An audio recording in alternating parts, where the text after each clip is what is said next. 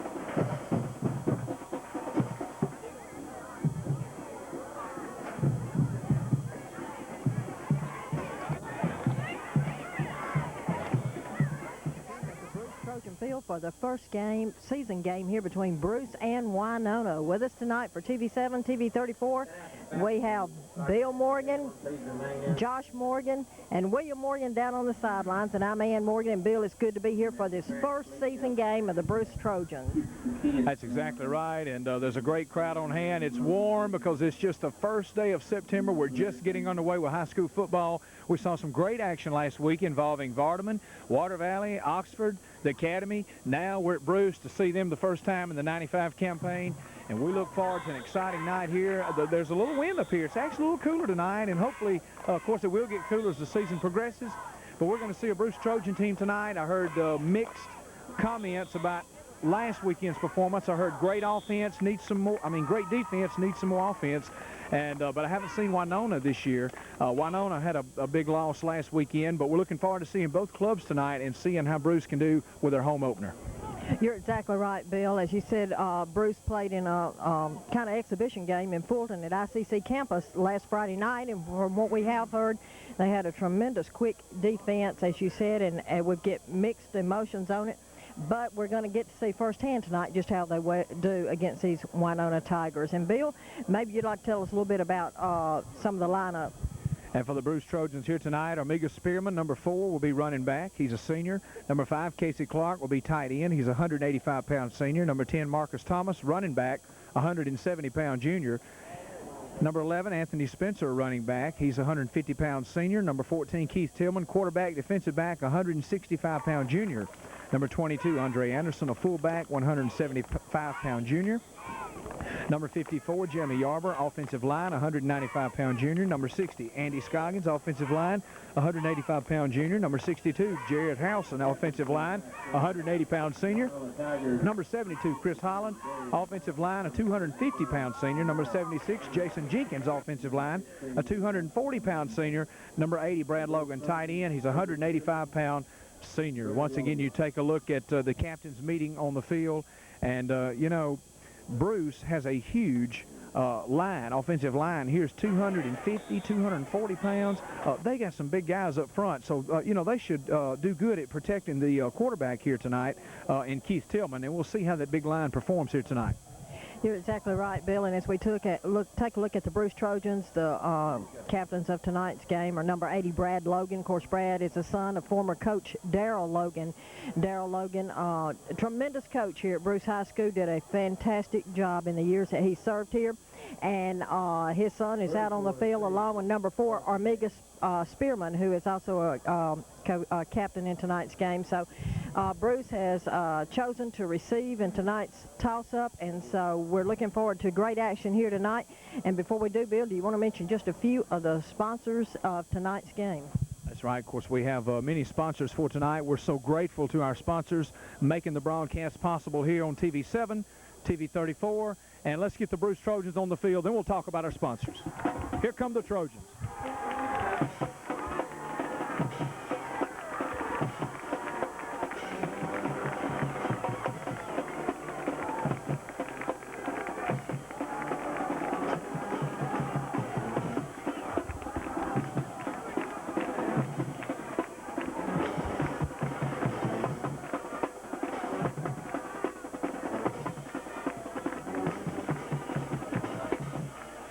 And what a night for high school football. The Trojans on the field. You see the cheerleaders in front. Cheerleaders always doing a great job here. Once again, our sponsors are so important. And be sure and go by and thank these people for making tonight's game possible, as well as many other games this fall on TV 7. Remember these sponsors. And, Bill, as we take a look across the way, the Winona Tigers are getting ready to break through the sign at the end of the field. And I can't quite make out the sign, Josh. Can you?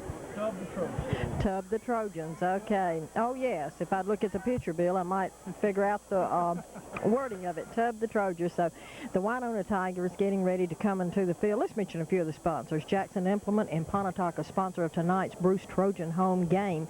Jackson Implement has a brand new line of tractor lawnmowers. And here comes the Winona Tigers on the field. So we want to invite you to be sure and go by and see Jackson Implement. Benny Joe Parker and all up there are glad to welcome you there to see the brand new line of lawn tractors that they have in stock.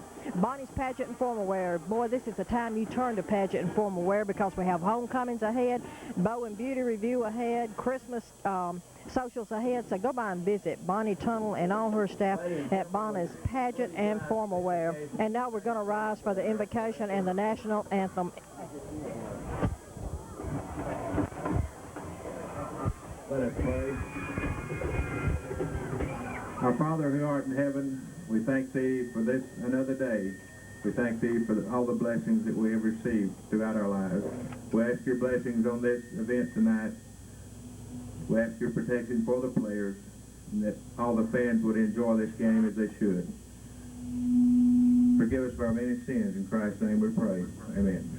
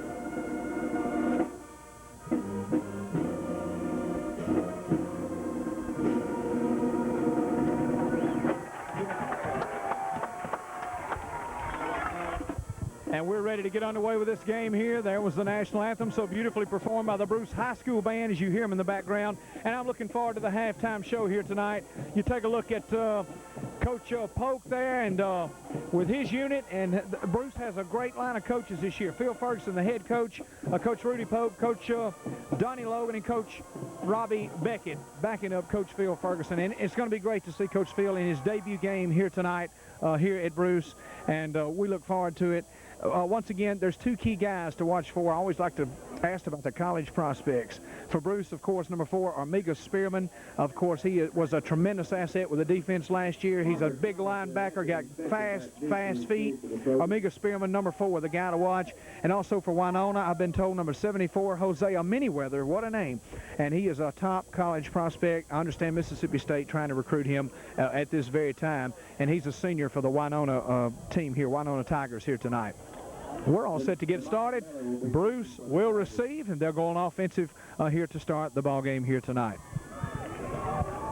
So sit back, relax, and enjoy a great night of high school football. Winona with a short to about the 32-yard line. It's going to be grabbed and down, and that was an extremely short kick. Bruce able to jump on it early. They'll take over 1st and 10 at about the 31-yard line. I don't know who had the ball for Bruce, but that will put the Trojans. Bill, I believe I noticed Brad Logan going for it, but another one of Bruce Trojans got the ball and then immediately fell with the ball, so puts them in a good field position here tonight. Number 14, the quarterback, Keith Tillman, will direct the offense here for the Bruce Trojans, and they'll have it 1st and 10, ball spotted on the 31-yard line, facing this Winona Tiger defense tonight. Nice crowd on hand for both teams. Stands are full on both sides. 1st and 10, 2 men in the back set behind Keith Tillman, the quarterback. And already whistles blown. There's already a delay in the ball game here.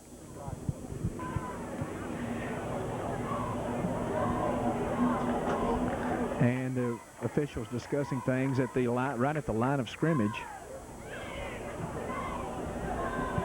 And it's going to be a false start against the Bruce Trojans. So illegal procedure here early. Bruce starting off here, losing yardage. So to make it 1st and 15. And, you know, these early first game jitters may be what caused that. You're exactly right, Bill. You know, it has to be a time for all of it, coaches, players, all, because we have brand new coaches. Well, some of them have been here under Coach Darrell Logan before, but they're under a new coach now, so they're getting ready to begin. And they've got to warm up and loosen up, and I'm sure they will before the night's over. In the backfield, Thomas and Anderson behind the quarterback. Number 11, Spencer, goes in motion. Handoff to Anderson, number 22, and that's going to be a short pickup, bring up 2nd down. That was Andre Anderson, the junior 175-pounder. Tackle made by Jose Manyweather, the college prospect that we just talked about. 1-yard gain. That'll be 2nd and 14 now for the Trojans, as number 22 will check out. That's Anderson for Bruce. Number 11 will come to the near side. Anthony Spencer, he's the running back, also playing receiver here tonight for the Trojans. Spencer, a dangerous man on offense. I formation now behind the quarterback. And Winona almost offsides. Handoff to number 10, Marcus Thomas. Minimal pickup. Thomas is going to be up to about the 30, back to the original line of scrimmage. Should bring up a 3rd down and about 10 yards to go. Ball spotted just beyond the 30. Number 1 will check in, Gary Moore, wide receiver. He's a 155-pound senior. Number 11 will come out, Anthony Spencer. That's a 3-yard gain. 3rd and 11 now for Bruce. So this is a long 3rd down here. Winona defense looking good here in the early going. Bruce with a 5-yard assessment against them early.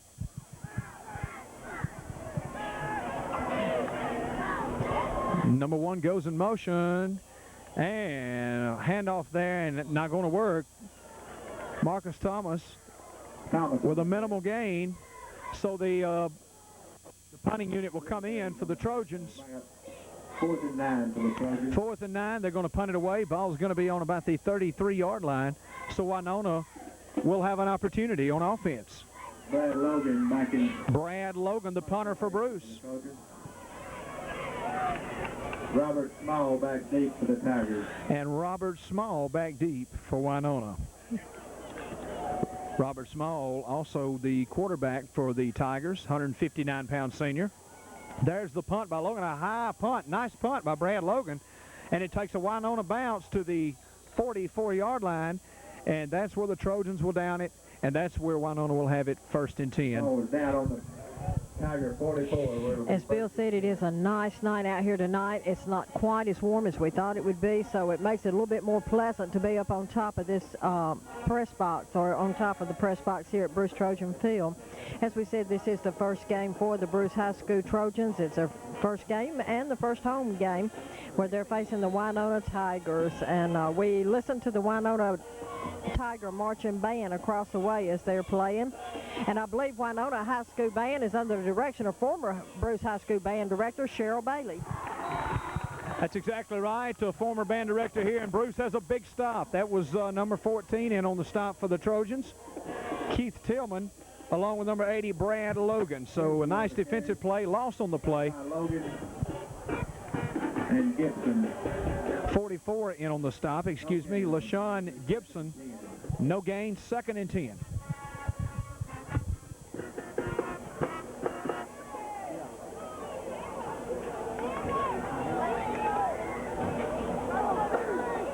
And Winona comes to the line of scrimmage.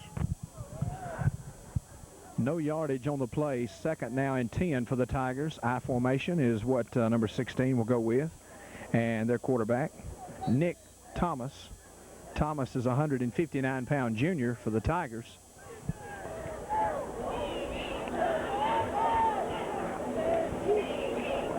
So, handoff once again, and nowhere to go. All over there is number 4 for the Trojans. That's Armiga Spearman, along with number 60, Andy Scoggins. And with the run was Demon Miller, the fullback for the Tigers. Gain of a short one. That'll be 3rd down and 9 for the Tigers. Once again, you saw the quickness of Armiga Spearman. He's going to be some talented young man. Some college is going to pick him up. And I tell you, he's quick. He's a great player. Spearman in to spearhead that tackle. And number 16 brings his team to the line. Nick Thomas. Thomas back to pass. Almost taken down. He's going to be stopped way back, taken down hard by number 4, Armiga Spearman. So Spearman once again in on the tackle. Be watching for our player of the game for Bruce. We will select a player of the game. We'll have that for you at the end of the ball game. And if Spearman continues like that, there'll be no doubt in my mind. Well, that's right. But, Bill, as you said, it takes a team effort, and we don't want to forget that. He is a talented young man, but without the team that backs him up, he's only as good as the team. Great backup there. Several Trojans in on that play.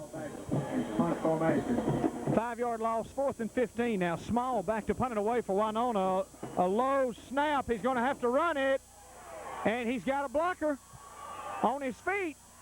Still on his feet. Knocked out of bounds at about the 43-yard line. But a huge play there by the Winona Tigers. On a low punt, I think was intended to be kicked, punted, yet he had to run it. Thomas ran him out of bounds. And that's a 1st down, so a huge break for Winona. They have a first and 10 in Bruce territory. You know, Bill, I don't believe Bruce was expecting that. They were lined up ready to receive the kick, and as you said, it was a low punt. The boy had no choice. He ran the ball, and it was a good move on Winona's part. Great running there by the young man from Winona, and it'll be a 1st and 10 for the Tigers. Ball spotted at the 44-yard line. I formation on offense. Handoff once again, going to be stopped at the, may pick up a yard. Hit hard just beyond the line of scrimmage. In on the stop for Bruce was number 60, Andy Scoggins, offensive line. Carrying the ball was Michael Gross. That's a 1-yard pickup, 2nd and 9 for Winona. As you hear the Winona band directed, as you said, by Cheryl Bailey, the former band director from Bruce. Maybe we can talk with Mr. Cheryl Bailey here in a little while and see how he's doing there with the Winona band. Bill, I just wonder, as I sit over and I see him over there with his band, what memories come back to him? Has to be quite a few. I think he was here for 20-something years. A lot of memories here at Bruce for that man. I believe you even played for about 3 of those years under Cheryl Bailey's direction. Great man to play for. And look who's in his face, number 4, all over the field. Armiga Spearman once again. I heard that up here. That was a huge hit. Yes, it was. I tell you, Bill, as you said, he's an outstanding player. He's doing good in the first game of the season here tonight. 3rd and 11. Nice defensive stop by Armiga Spearman. Ball's going to be at the 45-yard line, a loss of a couple. A loss of 1. It's going to bring up a 3rd down and 11, 5:44 to go here in the first period of play. Ball spotted at the 45-yard line. So big 3rd and 11 play now for the Tigers of Winona. Spearman continuing to lead the defense here for Bruce. Number 16, Thomas at quarterback. He's back to pass, looking for an open receiver. He's going to be dragged down by number 3, Courtney Pierce. And the flag was thrown. I believe it's a face mask. Going to be a face mask against Courtney Pierce. Had he not have done that, Bruce would have had great field position. That's exactly right, Bill. All I could see was him tackling the young man, so I did not see the face mask penalty that was called. That's a 15-yarder. So once again, looks like disaster for Winona, and it turns into a first down. Exactly. This is 2 in a row. I tell you, Bruce is going to have to pick up on what Winona's secret is here and be able, of course, they're doing a great job with their defense and they're blocking Winona, even though they were in good field position on the first kick attempt. Still, Bruce blocked them and brought them back. Ball will be spotted at the 41-yard line, and that's where Winona will have the ball. 3rd and 7 after the 15 yards were marked off. Automatic first down. The scoreboard says 3rd and 7. I thought it would be an automatic first. Now I believe they're going to change it. 1st and 10 for Winona. Oh, and nowhere to go is the quarterback, number 44 for the Trojans, LaShawn Gibson, the 190-pound junior, all over Nick Thomas. So Winona struggles with this Bruce defense. You know, what we heard last week, Bruce defense was very impressive, and they're showing it here tonight. I tell you what, Bill, you know, we didn't make it to the exhibition game, but we had a friend over in Oklahoma who did, and he made the comment that Bruce's defense was quick as lightning. So it looks like he's proven that to be so here tonight between the Bruce Trojans and Winona Tigers. So we have a timeout on the field. I believe it's called by the Bruce Trojan coaches. I believe, I'm not for sure, but anyway, we have a timeout on the field. And while we have a timeout, let's talk about Cole Jewelry, which is on the square in Bruce. You know, it's September. It's just approximately 3.5 months to Christmas, and you want to be thinking about what kind of gift you want to give that special person in your life. Now's the time to put it in layaway. So go by and visit Cole Jewelry on the square, not only for Christmas, for any of the special occasions that you would like to remember someone with a gorgeous gift from Cole Jewelry. Bruce Telephone Company right in Bruce. You know, Bruce Telephone Company has been serving the Bruce area since 1953, I believe. And if Mr. Waller hears this, he may correct me, but I know they've been here since the 50s, and they have done a fantastic job. They are an independent owned and operated telephone company, and we're very proud of Bruce Telephone Company. Weyerhaeuser and Company. You know, Weyerhaeuser and Company are a valuable asset to Calhoun County. Not only do they serve the county, but they are also big supporters of the schools. They have funded a lot of the different curriculums in the school, and they have made monies available to the schools to further the education of the young people in our area. So Weyerhaeuser, remember them, a great company and a great community. 2nd down and 20 now, 4:32 to go in the first period of play. Winona with the ball, and a handoff as they find a little daylight straight up the middle. And that was their big fullback, Demon Miller, number 42. And on the stop was Spearman for the Trojans. Pick up a 5, be a 3rd down play. 3rd and 18. 3rd and 18 now after the game. Ball's going to be spotted at the 47. Winona in Trojan territory. Going to pass it. And the ball is going to be passed out of bounds as number 22 had his hands on it, Andre Anderson. Bring up 4th down. That'll be 4th down, and Winona will be forced to punt here. And Bruce has done the job here against the offense so far. You're exactly right, Bill. They have lived up to what we have heard about the Bruce Trojans defense, so we're looking forward to seeing some offensive play, I guess, here from the Bruce Trojans, and some defensive play from the Winona Tigers.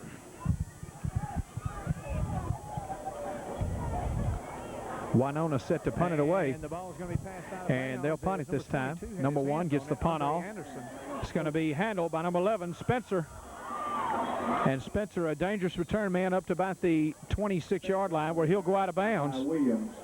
That's number 11, Anthony Spencer. Williams on the stop for Winona, and Bruce will have it 1st and 10 for the 2nd time on offense here tonight. 1st and 10 for the Trojans. As you see all the bugs in the screen, it's warm weather, but it's not as bad as we think. It feels good up here actually tonight on this early September night with high school football action. Calhoun City, Manitoba, we also have a crew over there. We'll have that game this weekend. So back to the line is number 14, Keith Tillman, and his offense with that I formation. Tillman with the pitch back to number 10.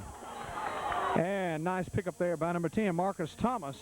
Thomas for the Trojans. Thomas on the carry. And that will move the, I believe that'll move the chains. The ball's going to be spotted rather at the, that's an 8-yard gain rather. 2nd and 2 to go. Ball spotted just shy of the 35-yard line.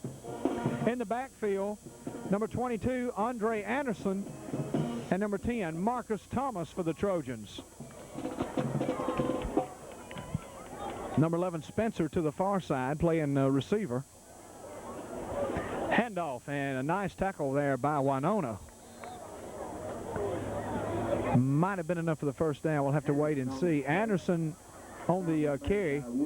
Woods in on the stop for the Tigers. Ball's going to be spotted at the 47-yard line. Gain of yard and a half. Yard and a half, so it'll bring up 3rd and about a foot. They may take a timeout to measure, and they're going to measure it.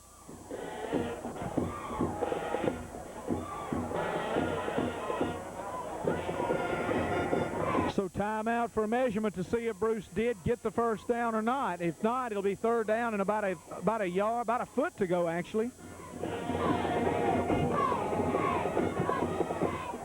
And it looks like it's just inches short.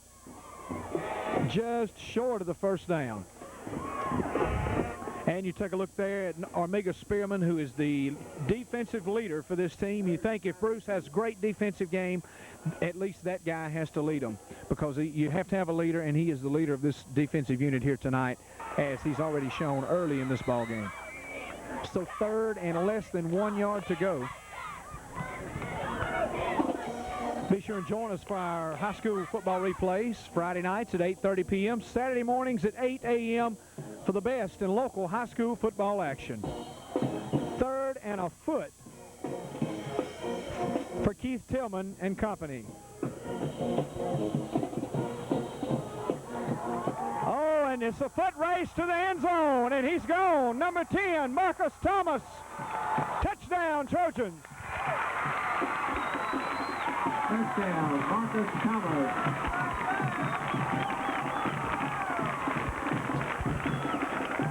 We talked about a spark in the Bruce offense. People are wanting to see a little more excitement with the Bruce offense. Well, number 10, Marcus Thomas, off to a great start.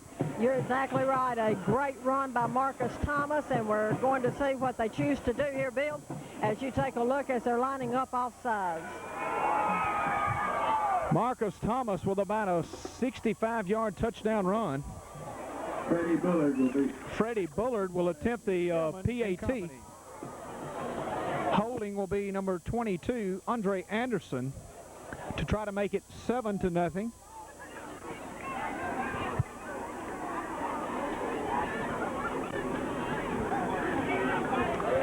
Extra point is good. Bruce leads it 7-0 on a long run by number 10, Marcus Thomas for the Trojans. And that puts Bruce ahead with 2:13 to go in the first quarter of play. And you know, that has to be exciting for the offensive unit. Bruce there able to get the jump there. He came out from a pile of folks and able to get a step on them, and number 10, Marcus Thomas, was gone to make it a 7-0 ball game.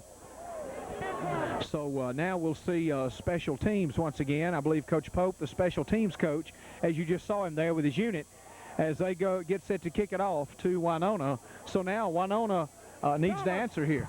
You're exactly right, Bill, and we'll get a chance to see how Winona does answer to the Bruce Trojans touchdown. A good run, as Bill said, by number 10, Marcus Thomas, I believe it was, who made that touchdown for the Bruce Trojans. He had a break in the line, and he took off and got the touchdown, and Freddie Bullard kicked the extra point for the Bruce Trojans. So now we have a 7-0 game here. And we have 2 minutes, 13 seconds left in the first quarter of play here at the Bruce Trojan field. And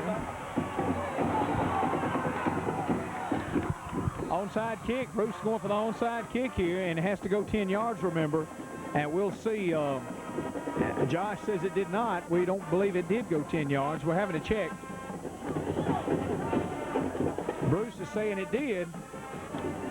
But it's all according to what the men in black and white say. Exactly right. And Bruce feels confident that that's their ball, 1st and 10.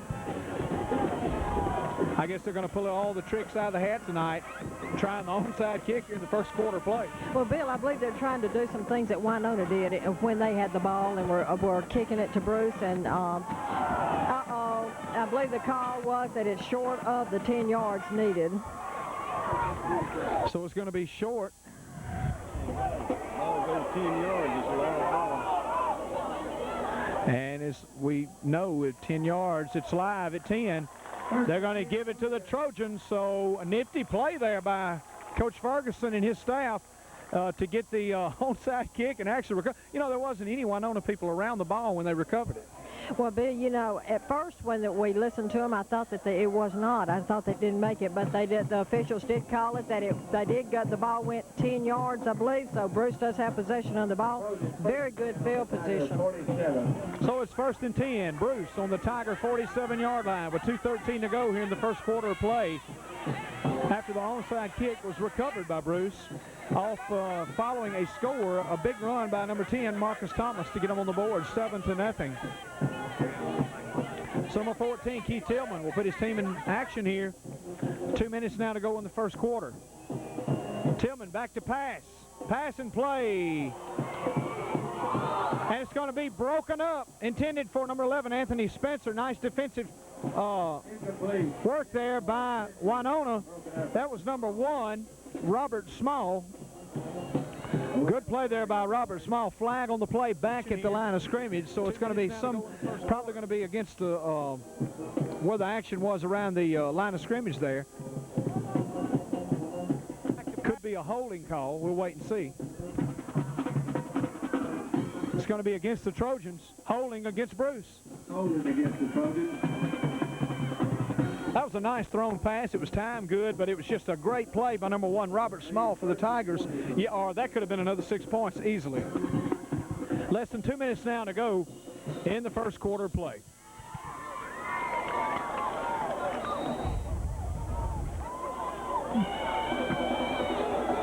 Tillman with 3 runners behind him. No wideouts. Pitch back to Thomas. Oh, and he's hit hard. Thomas hit hard at the 45-yard line, and he was hit by Manyweather. Jose Manyweather, the defensive leader, I've been told, here for these Winona Tigers, and also a top college prospect, and he showed a little bit of defensive motivation there himself. He certainly did, Bill. I tell you, this is an exciting game. You know, Winona is, I guess they've picked up since Bruce has scored the first touchdown, and they're determined to put a stop to him early in the game. Omega Spearman comes out of the game. 2nd down now for the Trojans.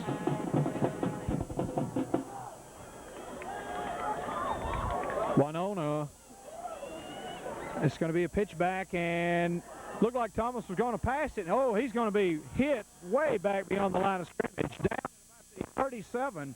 So big loss there by Bruce. So showing a little defensive muscle of their own. And on the stop was number 85, Tracy Woods, and also Baskins for the Tigers. So 3rd and long for the Trojans as Winona comes on strong here in the last part of the first quarter. 3rd and 26 now for Bruce. So do you pass or do you run? I don't know, Bill, but I don't know how good that could be, but maybe passing would be a different way that they might could get that ball up there. 26 yards is a pretty good way to have to get the ball to make that first down. High formation behind Keith Tillman. And Tillman back to pass. Looking for Spencer. And Bruce wants an interference call there, but number 24 covering Spencer for Winona, Shane Whitfield. The ball was underthrown. Whitfield Spencer made some contact, but the ball was a little bit underthrown by Tillman. So there was no call by the officials of pass interference, and it looks like Bruce will have only one option, and that is to kick the ball. Back deep for Winona is Robert Small. Brad Logan back in punt. Brad Logan back to punt for the Trojans. Deep for the Tigers. A little high snap. Logan gets another great punt off. Takes a big Bruce bounce. It's going to be down at about the 31-yard line. That's where Winona will put it into play. 1st and 10. Ball was blown dead on the... And it's blown dead on the Tiger 31 as we've run out the first quarter. Bruce leads it 7-0 here from the Trojan field. And Bill, while the first quarter has ending, let's talk a little bit about some of the sponsors of tonight's Bruce Trojan home game, and that is Step Saver Pharmacy in Bruce.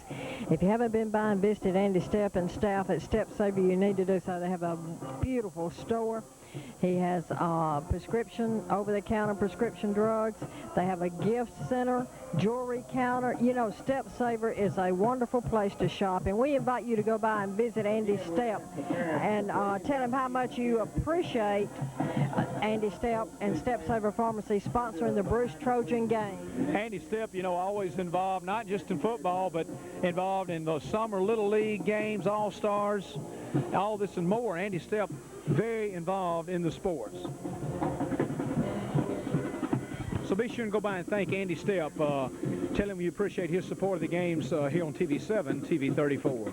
Another big fan of the Bruce Trojans is Week's Big Star in Bruce. Eric, Mary, and Steve all would like to wish the Trojans the best in the 1995 season. Week's Big Star feature their daily bakery. Go by and visit them for a quick snack at lunch, or if you don't have time to bake that dessert and you've got company coming in, be sure and go by and visit Week's Big Star Daily Bakery.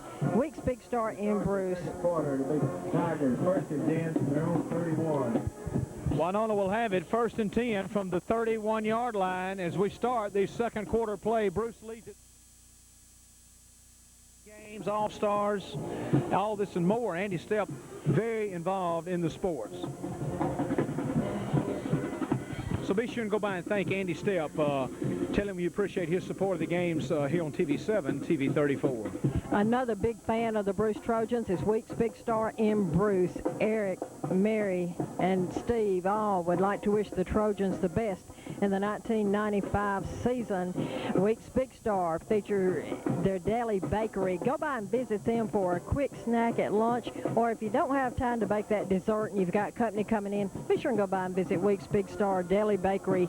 Week's Big Star in Bruce. Quarter, the big Tigers, 1st and 10 from their own 31.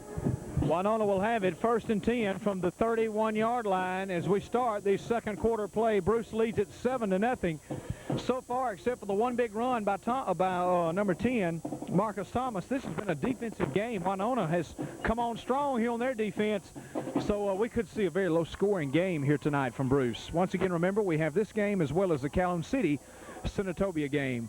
Don and Billy over there covering that game tonight, and we'll have it on as well following the Bruce game. Be sure and join us week after week for the best in high school sports. Next week we'll be going to Oxford. Calhoun City will be traveling to take on 4A Oxford. That should prove to be a lot of work for the Wildcats. And also we have Bruce here, and I'll think of their opponent in just a minute. But two great games once again next week. We're looking forward to both of those. It'll be Bruce and Houston, so we look forward to that game as well. Houston, a 4A school. Handoff, and nice pickup there by the Tigers. Miller on the carry, stopped by Spearman. And that's Miller, number 42. On the stop was Omega Spearman for the Trojans. 2nd and 6 now for Winona. Ball's going to be spotted at the 35-yard line. Bill, it looks like after the touchdown, it kind of motivated the Wildcat defense to really get in line here, and they are doing, the Tiger defense. We were talking about the Calhoun City Wildcats, but the Tiger defense from Winona, they really got on it after Bruce made the touchdown. It seems like they motivated them into action, and they've had some good defense here in this last few moments of play. And Nick Thomas hands it off once again, so Winona stays on the ground and successful, number 42.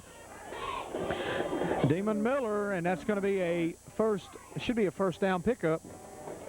Ball's going to be spotted at the 44-yard line. 1st and 10 for the Tigers. So Winona records first down. Seems like their offense has a little spark here to start the second quarter of play. great halftime show, I know, coming up with the Winona Band and the Bruce High School Band, always doing a great job, as well, of course, as the Calhoun City Band. We're so proud to have our bands in the county and look forward to the halftime shows each and every Friday night. Option play is going to fumble it. Trojans have it. So on a fumble by Winona, number 22 picks it up, Andre Anderson, the fullback, and Anderson gets the Trojans great field position. So a tough break there for Winona. Just as they were driving the option play, the pitch was a little high. Bruce able to come up with it, and they'll have it 1st and 10 deep in Winona territory. Well, of course, I'm sure Winona's not happy with that play, and we're going to see how Bruce handles the play since they've had this break in the game. And taking a look, we talked a while ago about their defense. It seems like it motivated them when Bruce made the touchdown, so we'll see how well they can do now with Bruce in the field position that they are in. 1st and 10 for the Trojans. Ball spotted at the 28-yard line. Keith Tillman, the quarterback, sets Thomas behind him as well as Anderson. Pass goes to Thomas. Thomas going the wrong direction, and he's going to be back to about the 40-yard line. Big stop there by the Tigers. In on the stop for Winona was number 85, Tracy Woods, and he was assisted by a couple of more. Bill, if you noticed, Thomas, he was looking for someone to pass the ball off to, someone to relieve him there with that ball, but all he could do was turn around and run, and when he did, he lost the yard, of course, but maybe Bruce can make it up on this next play. That's going to be a loss for Bruce. Bring up 2nd down and 23, I believe. 13-yard loss for the Trojans. I formation behind the quarterback. Both teams struggling a little bit offensively here. And looking for the open receiver and could not find him. Keith Tillman goes down with another loss. Tillman was sacked by Bays on the play. And on the stop was Bays for Winona. So big 3rd and long once again. Long 3rd downs here. Long yardage on 3rds here in this ball game so far tonight. Out comes number 65, John Wales. 3rd and 27 for the Trojans. You take a look at the line of scrimmage. 3rd and 27 now for Bruce. 4-yard loss on that play. Spencer and Logan out to receive. He's going to have to throw it. Catch is made. Nice pass play and a nice reception by Casey Clark for Bruce. Tillman to Clark. That's going to spot the ball at about the 26-yard line. No statistician tonight, so we'll try to keep up with this ourselves the best we can. Timeout has been taken by the Trojans, as I believe it is going to bring up a 4th down, and looks like 11 yards to go for the first. So they're deep in Winona territory, so you could go for the 1st down. You could try for the 3 points. We'll see what happens here. They have opportunity. They can either go for the 1st or kick for the field goal. So it's a decision time for Phil Ferguson. I'm sure the band boosters will appreciate it. Again, let's talk about some of the sponsors of tonight's game while we have a timeout. Medlift and Blunt's Cleaners in Calhoun City. Of course, Medlift, one of the growing industry, is the manufacturer of the lift chairs here in Calhoun County. And Blunt's Cleaners, located on the square in Calhoun City, for professional cleaning, quality cleaning, and your clothes lasting longer and looking better. Medlift and Blunt's Cleaners, the People's Bank of Calhoun City, serving Calhoun County. People's Bank and Trust. It's the People's Place. Calhoun Apparel, another industry in Calhoun County. We owe a lot to the industry of Calhoun County because it's part of the growth of any county, and Calhoun Apparel is a growing industry. Calhoun Apparel is located in Calhoun City. They have steel manufacturing in Water Valley, and they have a plant in Kilmichael. So Calhoun Apparel, a growing part of Calhoun County. 4th and 9 now for Bruce, and they're going to go for it deep in Winona territory. And he's going to be rushed. He's going to have to run it. Let's see if the quarterback can pick it up. I don't believe he will. That's number 14, Tillman. And going to be far short of the first down, as he's going to be run out of bounds along the 22-yard line. So Winona will take over. Great effort, great play there by Winona. Nobody open. Tillman couldn't find anybody open. You know, they've been running Tillman around. Hard to find some open receivers here. So it'll be 1st and 10 Winona from their own 23-yard line, and that's where they'll put it into play. And the Bruce Trojans will have to go back to work on defense. They lead at 7-0 with 8:44 to go in the first half. You're watching a telecast of W07B NW34BJ, your local sports connection. And back to action now, number 16, Nick Thomas, the quarterback. Thomas with an I formation, 2 wide outs to the far side. Thomas with a handoff. And that was to Robert Small once again. Small getting a lot of work here tonight. Casey Clark for on the stop for the Trojans. And once again, remember, we'll have that player of the game at the end of the game, and I'm going to give you my opinion when it's over, and I want yours, and we'll see if we agree on it. We'll have that player of the game and hopefully get an interview with him when it's over. And Josh Morgan, I'll be asking his opinion of the Bruce player of the game. Bill, I can't help but see Dr. Bruce Longus down on the sidelines. Of course, he's the team doctor for the Bruce Trojans, and a fantastic doctor. We really appreciate Dr. Longus, because ever since he has been here in Bruce, he has been a strong supporter of all Bruce athletics. That's right, and a very good supporter of all the athletics. As you say, Dr. Longus supports them all. Nice pickup there. That was Miller for Winona, stopped by Bourne for the Trojans. Gall's ball will be spotted at about the 28-yard line. That'll be 3rd down. It'll bring up 3rd down now for the Tigers. 3rd and 6 for Winona. So Winona on the move. They started back at their own 23-yard line.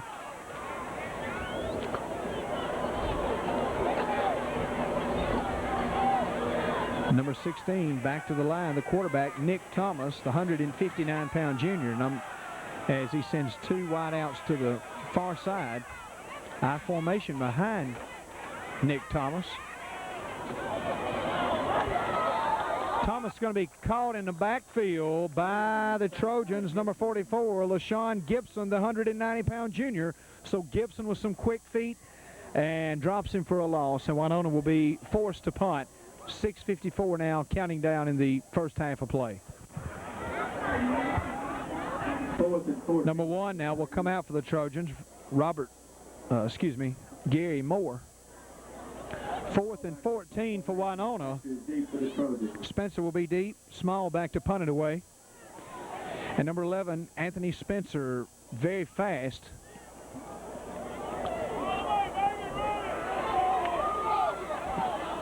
Spencer gets loose, but he's going to be hit hard about the 49, and he's going to be dropped.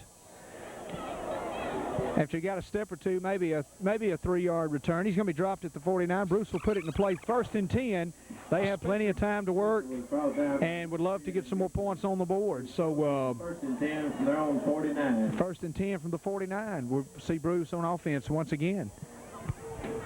That's right, Bill. We have 6 minutes, 20 seconds left in the first half of play here between the Bruce Trojans and the Winona Tigers. And, of course, the score stands 7-0. Bruce leading with 1 touchdown. Again, we want to thank all the sponsors of the game here at Bruce Trojan Field for not only this game but for the Trojan season.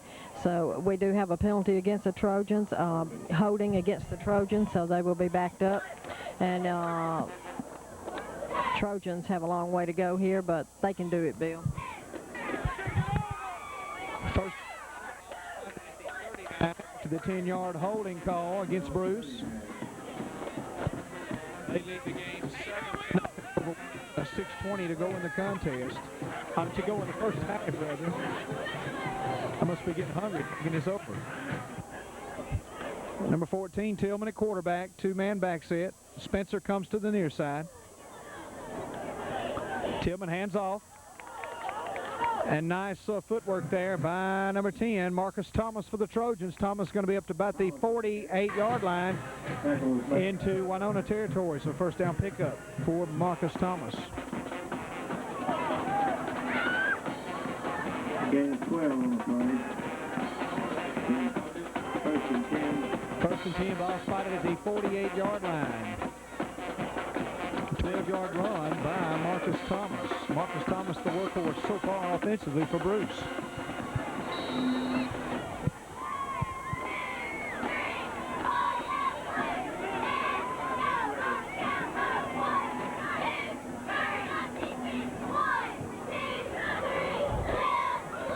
Handoff once again to Thomas.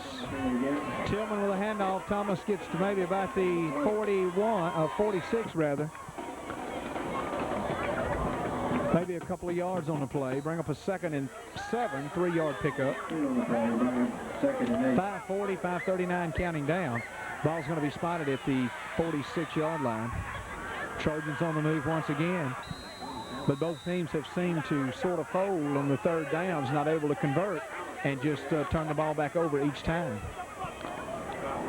2 men behind Tillman. Tillman sends Spencer to the near side. Excuse me, that's number 11. Yes, Anthony Spencer. Tillman back to pass. He's going to run it. He's going to pass it. Once again, intended for Anthony Spencer, incomplete at about the 25-yard line. Incomplete. Nice defensive coverage here so far tonight by Winona. One call looked close, but the Tigers have done well covering the Bruce receivers. So that'll bring up a 3rd and 7. Just over 5 minutes to play in the first half. Join us at halftime for a great halftime show by former band director Winona Bailey. Mr. Cheryl Bailey, the former director here at Bruce. He's the head of the Winona band now. 3rd and 7 for the Trojans.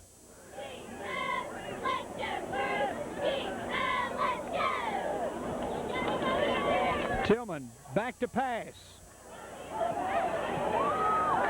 And a nice play there by number 1, Robert Small. Once again, the pass was short, intended for Spencer. Had that pass been on the money, that would have been a touchdown. Spencer had him beat, but the pass was short.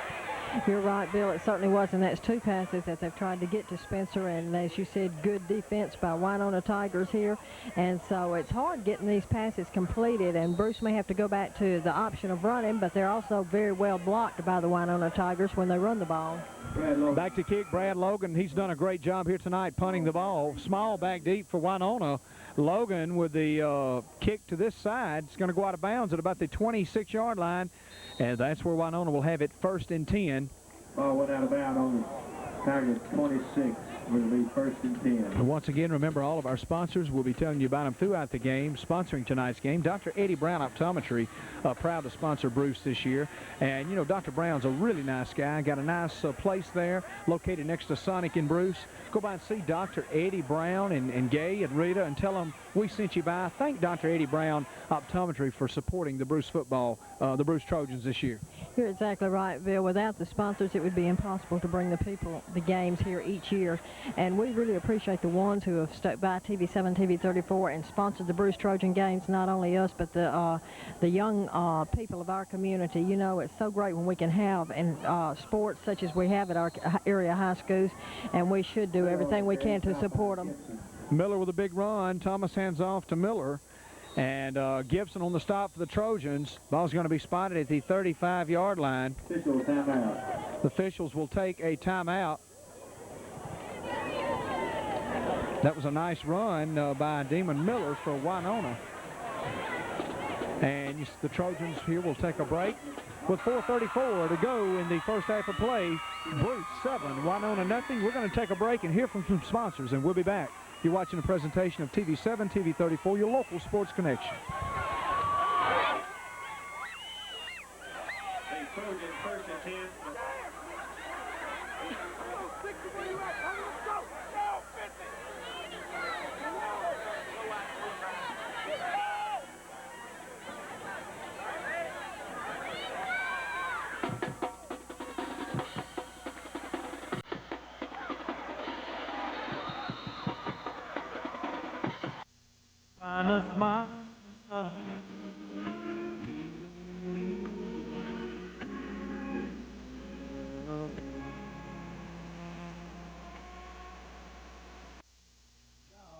Stephanie Pasquale, the mascot for the Trojans.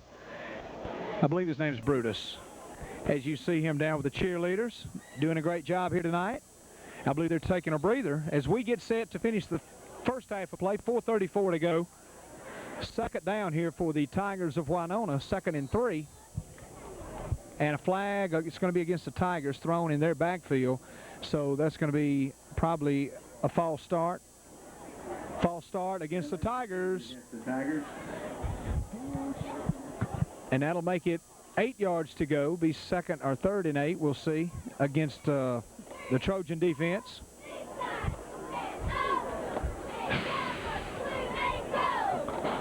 And you take a look at the Bruce High School cheerleaders, 2nd down and 6.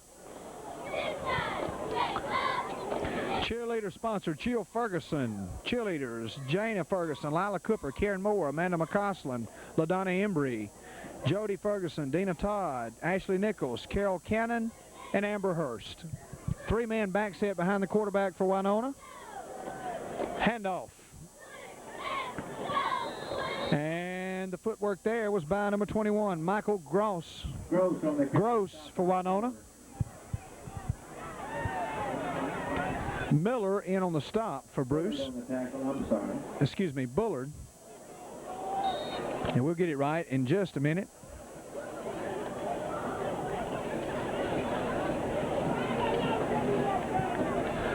Third down now for the Tigers.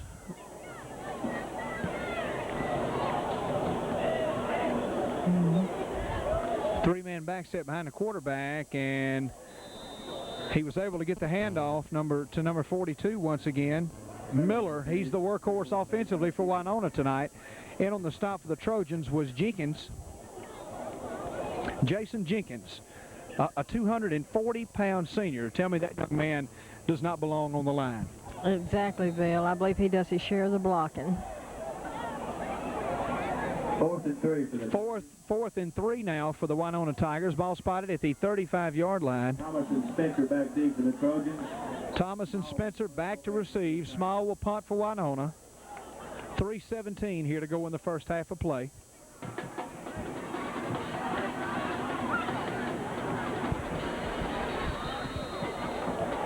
Nice crowd once again tonight for both sides.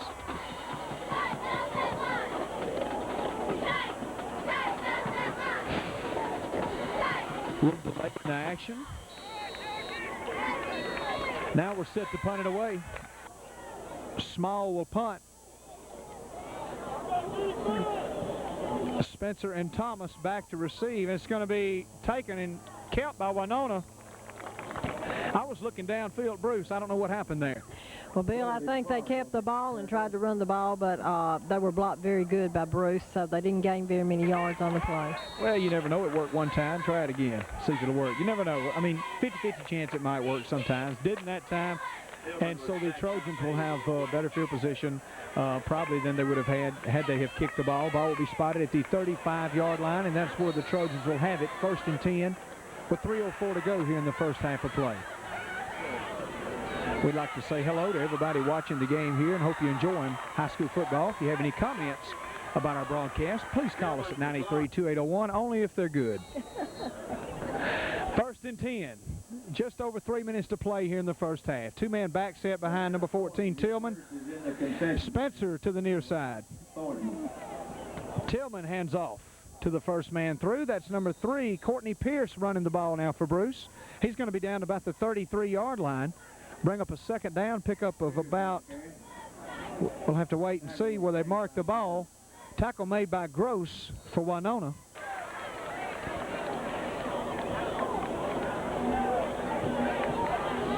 Four-yard gain. I believe it'll be 2nd and 6 now for Bruce.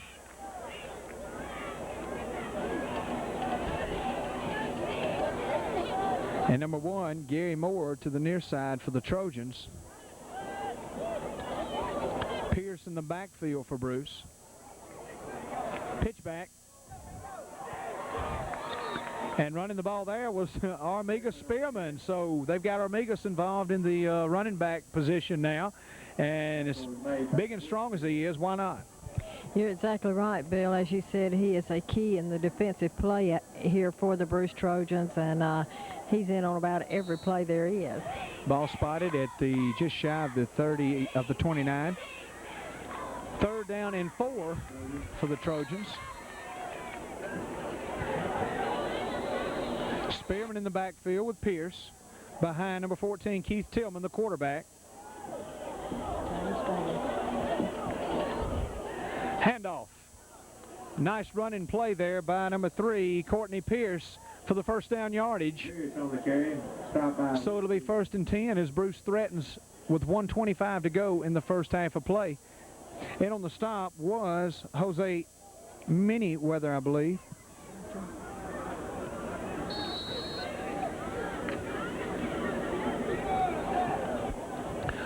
First and 10 now for Bruce. Ball spotted at about the 19-yard line. 2-man back set to the sends 1 man to the far side. Handoff to, I didn't even see who took the handoff that time. There was a fumble on the play. It's recovered by Winona. So Winona stops what looked to be another threatening score there by the Trojans. And Winona will take over at the, looks like at about the 16-yard line, and they'll have it 1st and 10 on the 16.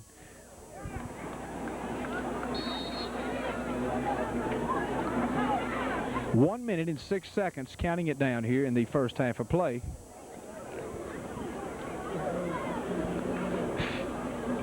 First and 10, less than a minute to go.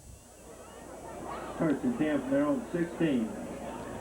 Ball spotted at the 16-yard line. Bruce leads it 7-0.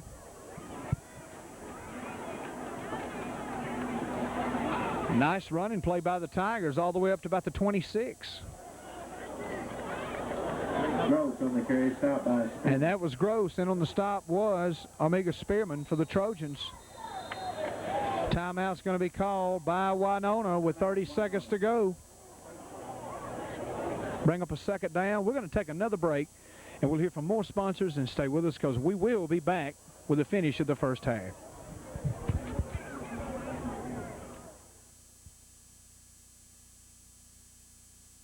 Welcome back to TV7, TV 34, your local sports connection. 30 seconds to go in the first half.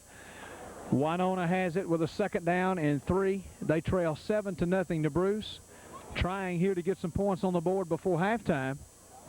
And they're deep in their own territory. 2nd and long 1 for the Tigers. 2nd and 1 for Winona. They're going to have the first down. It'll be 1st and 10. Timeout now is going to be called by the Trojans. Winona picks up the first down. They have 23 seconds to work with. The clock will stop with the first down pickup. No timeout. I guess the officials are just discussing the first down. They're indicating the first down.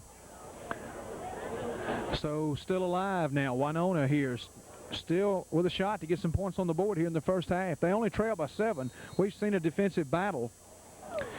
Timeout is going to be called now by the Winona Tigers. So they're going to discuss some things here because they have a long way to go to that end zone with and a little time to do it.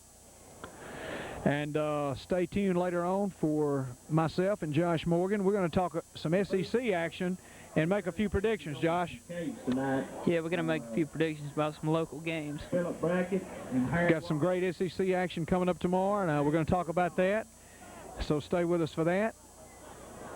And if you're watching this broadcast on Saturday, We also have you might be wanting to be getting ready to go to some of those games. Ole Miss will be headed to Auburn to take on a tough Tiger team. And State, of course, will host the University of Memphis, as it is known as now. State defeated by Memphis 2 straight years at Starkville. Of course, they did beat Memphis last year, but we'll talk more later about SEC action. 23 seconds here to go in the first half. Winona brings their offensive unit to the line. I formation behind the quarterback. His name is Nick Thomas.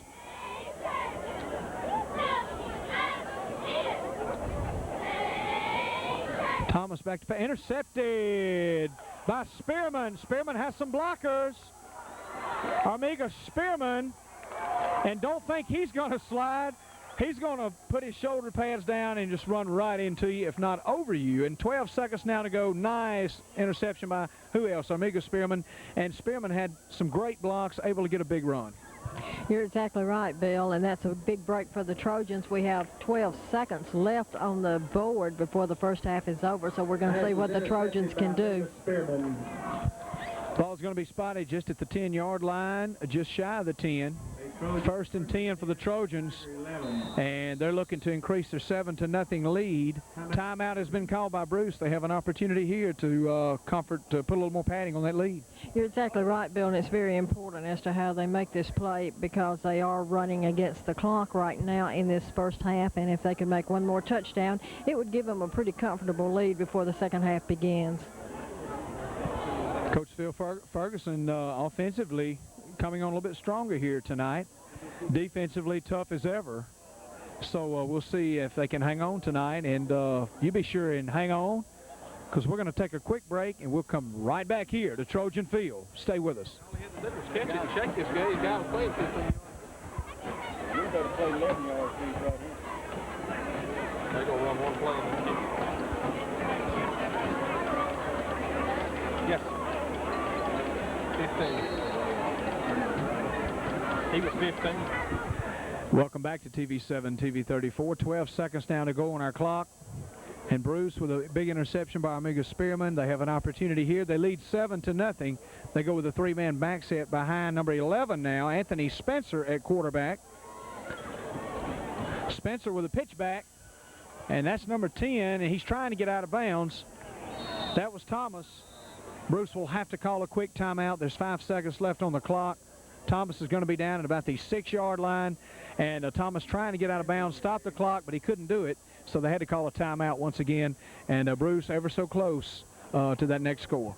They're definitely knocking on Winona's door, Bill, but now, as we said, we only have 5 seconds left on the clock, so can they make it in 5 seconds?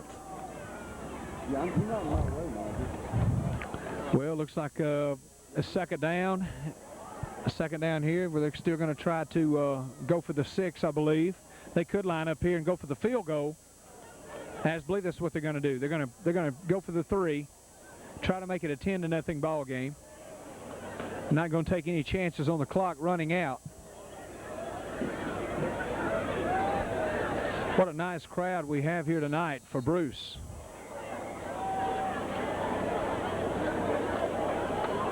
Number 12 will attempt the extra point for the Trojans, Freddie Bullard. Bullard's kick is good. Freddie Bullard. So Bruce 10, Winona 0. So that'll do it for the first half of play. I'd like to get a shot of the band directors down here on the track, Mr. Cheryl Bailey in the white shirt. Mr. Cheryl Bailey walking over towards the field, was at Bruce for many, many years, had a very successful band, rated all superior many times in Jackson. And I tell you, they don't come any better than Mr. Cheryl Bailey.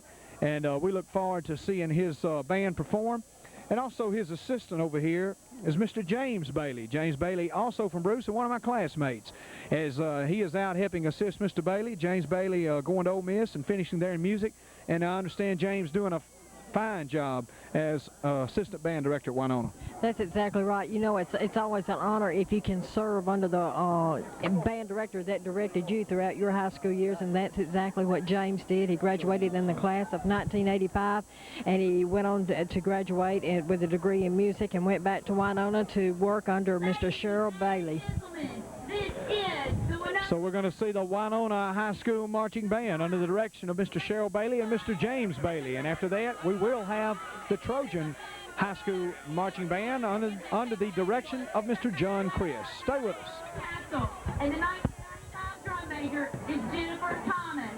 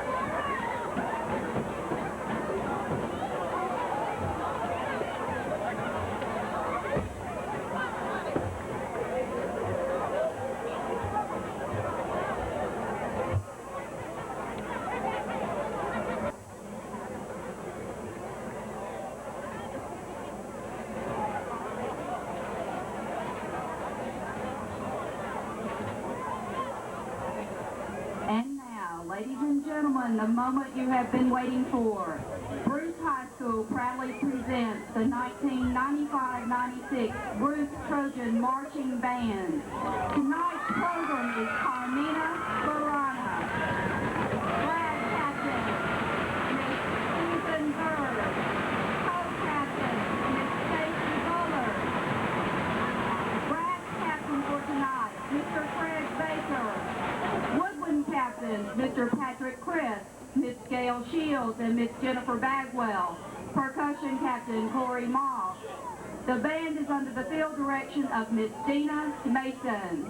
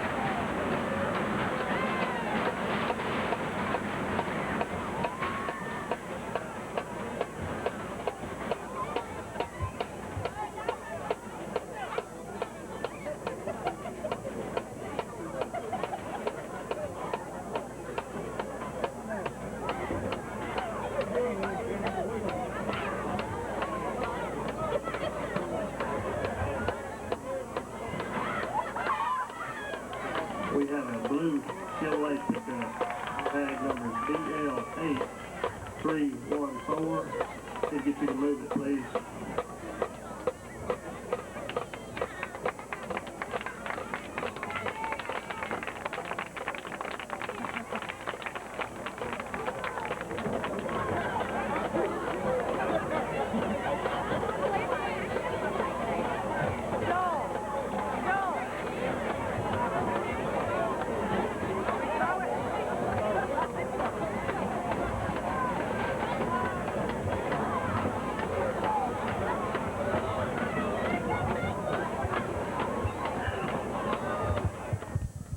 there you heard from the Bruce High School Marching Band and the Winona High School Marching Band. Bruce Band under the direction of Mr. John Chris, and of course the Winona Band under the direction of former Bruce Band director Mr. Cheryl Bailey, and also former Bruce student Mr. James Bailey, doing a fine job here tonight.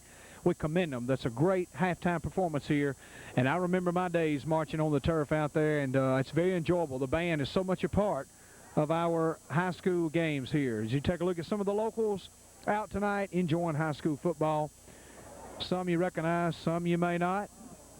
Some of the Bruce faithful to follow the Trojans this year. We're going to take a time out and hear from sponsors, and we will be back. Stay with us.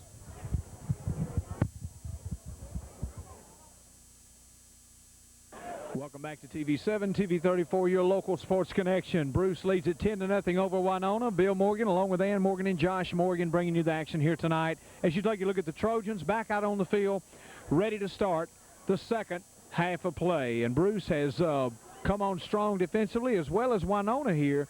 And it was a defensive struggle, and all of a sudden Bruce broke open a long touchdown at the feet of Marcus Thomas. And then they were able to kick a three-point attempt that was good to make it 10-0 here tonight over Winona. Winona will be set to receive. Bruce will kick it away as we start the second half of play. You know, it's been quite a ball game so far, and, you know, it's still up for grabs. Bruce has a 10-point lead, but Winona, I tell you, they have a great running back, and they begin to put him to work. Michael Gross doing a great job. Demon Miller doing a good job, so they could easily get back into it. Well, you know, Bill, it has been a very defensive game here tonight between the Bruce Trojans and the the Winona Tigers. And, of course, Bruce has a 7-0 lead here, or, a 10. They had a three-point field goal, but right at the end of the first half. So we're looking forward to see what's going to happen here in the second half of action from the Bruce Trojan field. Small back to receive for the Tigers. Set to kick it away for the Trojans. Freddie Bullard.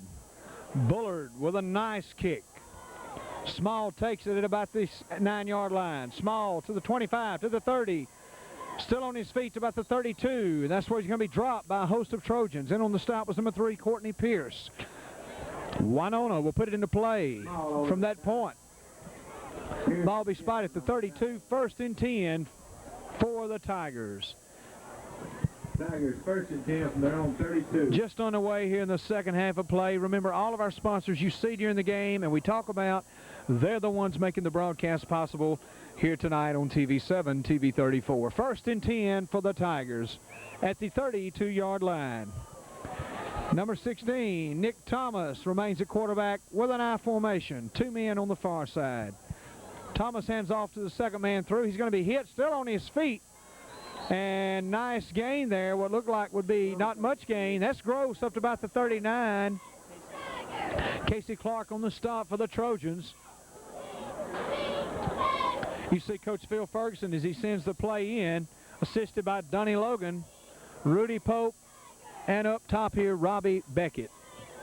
Also on the field helping out with Bruce is the new basketball coach. I believe he looks very familiar. He certainly does, as he came over from Calhoun City, and now he will head up the Bruce High School boys basketball team, Willie Ray Brown. Second now in a long 2, I formation. Handoff. Forward progress, he might have the first. I believe, and it should be a 1st and 10 now for the Tigers. Ball going to be spotted about the 44. Gross on the carry for Winona. Jenkins in on the stop for Bruce. And Spearman. Spearman also aided on that stop. First down. 1st and 10 for the Tigers. 1st and 10 now for Winona.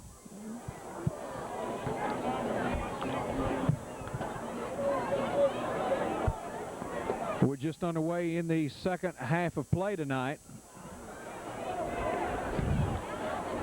1st and 10 for the Tigers. Handoff, fumble, Trojan ball. Bruce will have it.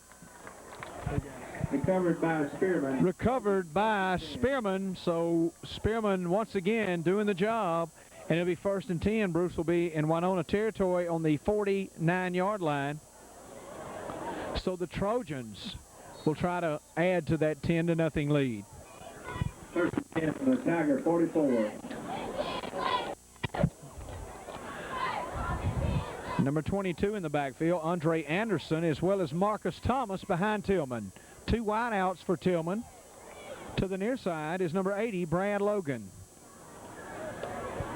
Tillman with a handoff and not much for Marcus Thomas.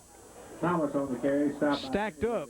In on the stop was number 85 for Winona, Tracy Woods, as well as Jose Manyweather. Manyweather, the defensive leader for Winona, and I understand a top college prospect as well. Number 11 will check out for the Trojans. That's Anthony Spencer. That'll be 2nd and 9 after a 1-yard pickup. 2-man back set behind number 14, Keith Tillman. Tillman, the 165-pound junior. Tillman keeps it, and on his feet up to about the, looks like about the 36-yard line, where he'll be taken out of bounds at 9:03. Tillman was run out of bounds by Merriweather. We have a flag on the flag going to be called against the Trojans. Clipping against the Trojans. So they're going to mark it off 15. That's a tough call. Well, you know, Bill, the Bruce Trojans have had their share of penalties tonight. It seems like every time they're on a play nearly, especially as they start out a quarter, that they have a penalty call against them. So it is a tough call for the Trojans, and they're just going to have to work that much harder to regain the ground they're losing. So the ball will be spotted all the way back to the 36-yard line. That's where Bruce will have it after the clipping call against the Trojans, and we want to try to avoid that. 15-yard penalty. 2nd now and 30 to go. I formation behind the quarterback, Keith Tillman. Bruce, a running team, running offense here tonight, basically. And the official's going to call this as they discuss some things at the line of scrimmage, and it looks like maybe a face mask. There was nothing, right, there wasn't, right, I mean, no play yet there before any play had taken place, so maybe it's a little problem there with some equipment on number 58 for Winona, Damon Weaver.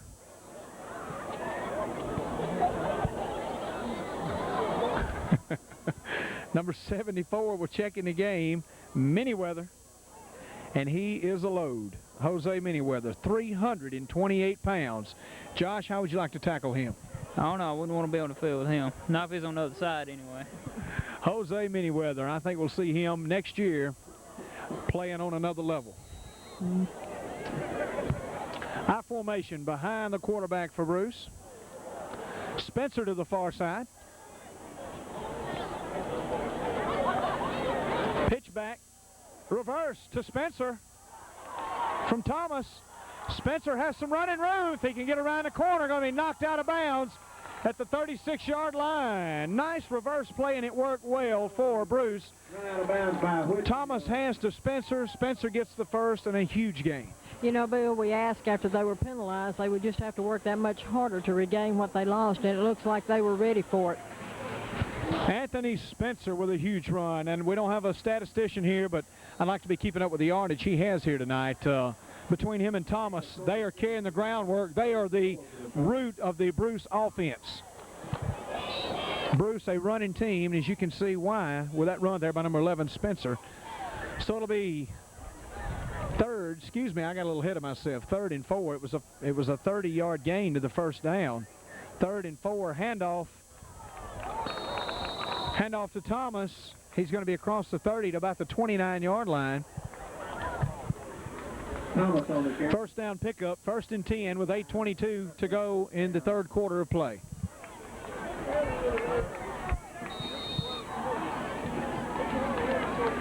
Ball spotted at the 30-yard line. 1st and 10 for the Trojans. 1st and 10 for Bruce. In the backfield is number 22, once again, Andre Anderson and Anthony Spencer. The wideout, number 1, Gary Moore. And it's going to be an offsides call, and that will be Should be a 5-yard gain there for the Trojans.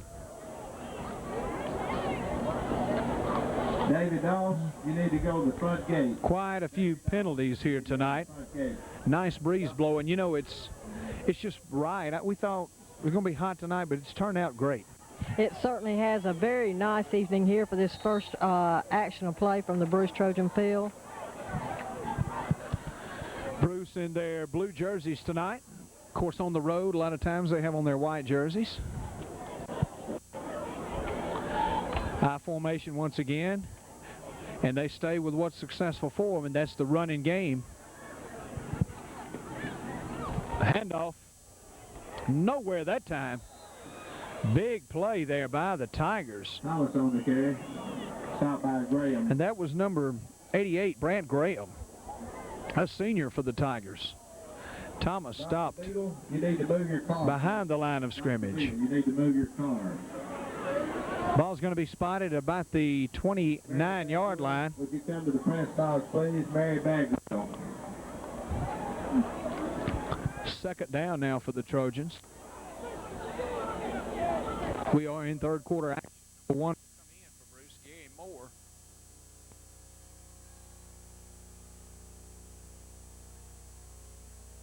Keeper by the quarterback, and he breaks free.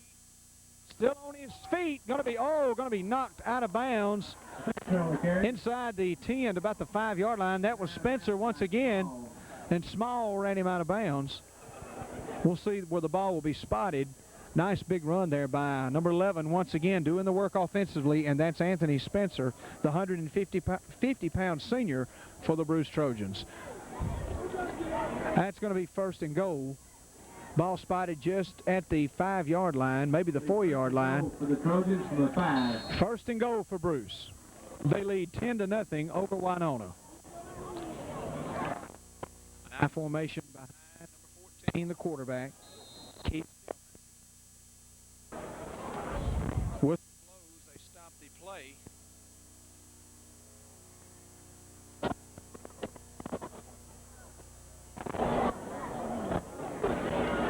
And it's going to be offsides against Winona, so it'll be spotted halfway the distance of the goal.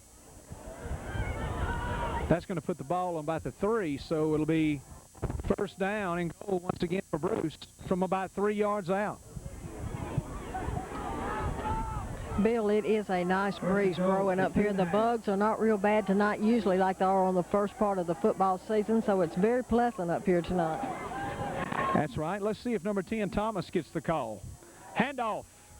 Touchdown, Bruce. Number 22, Andre Anderson. Touchdown, Andre Anderson. Andre Anderson takes it straight up the middle for the score to make it Bruce 16, Winona nothing. So, you know, I thought maybe number 10, Thomas, might get the call again. He had the long touchdown in the first quarter. Andre Anderson gets the call. Freddie Bullard for the point after attempt. And now for the point after will be number 12, Freddie Bullard, to try to make it a 17-0 ball game.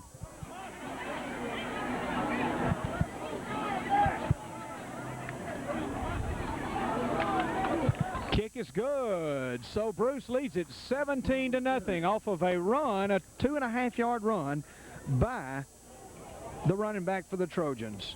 Number 22, Andre Anderson. And we'd like to tell you about some more of the sponsors in tonight's game. Kelwood Company Factory Outlet. You know, if you've never visited the Kelwood Company Factory Outlet, you have missed some tremendous savings. Blue jeans, dresses, blouses, just about anything you could want. And with the winter season ahead, now's the time to go by where the selections are great at Kelwood Factory Outlet. It's just what the name says. It is savings for you. Dr. Eddie Brown Optometry, for the best in eye care. Visit Dr. Eddie Brown here in Bruce. Bruce Family Medical Clinic, of course, we have talked about Dr. Bruce Longest, the team doctor here for the Trojans, doing a fantastic job as the team doctor and a great person, always supporting the local athletes here in our area. Everyone appreciates Dr. Bruce Longest. Halleck Myers Furniture in Oxford. Oxford's behind the Bruce Trojans, and Halleck Myers Furniture is part of it. Go by and visit them during their big Labor Day sale going on right now at Halleck Myers in Oxford. Rebel Incorporated in Oxford.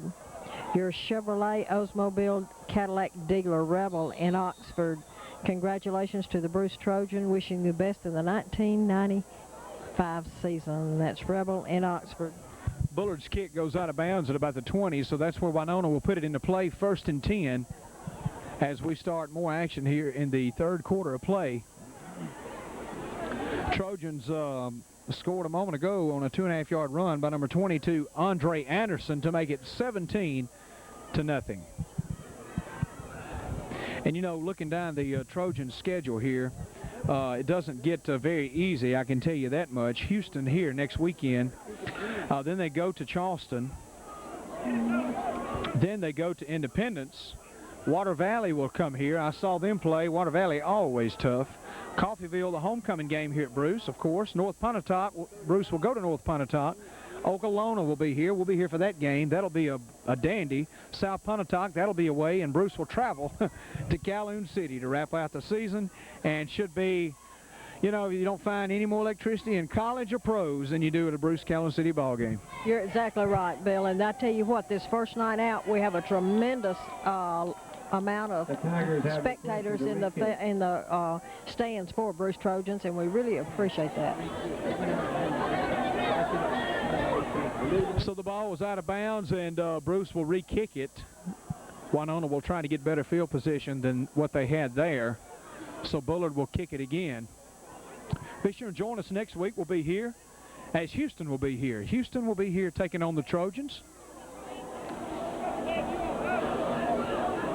And we look forward to that game. And we'll also travel to Oxford to watch Oxford Chargers take on the Calhoun City Wildcats.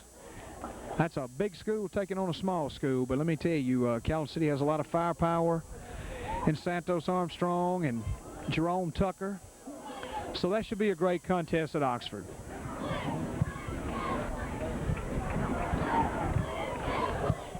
And going to be taken by Small. He's to the 20, to the 25, still on his feet.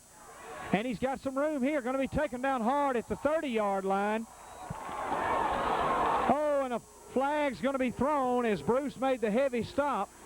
And I didn't catch that flag. Might have been unnecessary roughness. I don't know. Big defensive play there by the Trojans. Of course, there was a little celebration. I know in college now you can't celebrate. You will get a flag with any extreme amount of celebration. And we have a man down on the field.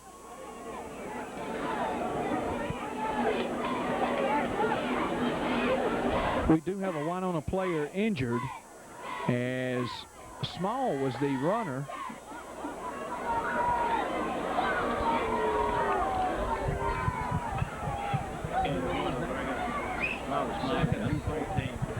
That's Robert Small. As he went down, he was the runner for Winona. He has a cramp in his leg, and he's up now. That was a great run by Small, able to make something out of what looked like nothing.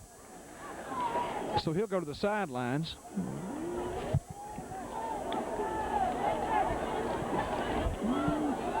And a flag was thrown on the play, and it is a personal foul called. So that's going to mark it 15 yards to the 45-yard line, and that's where Winona will go to work. 1st and 10 from their own 45 after the personal foul call against Bruce. It was a hard defensive hit, but a little rough, I guess, for the officials. 1st and 10 from the 45.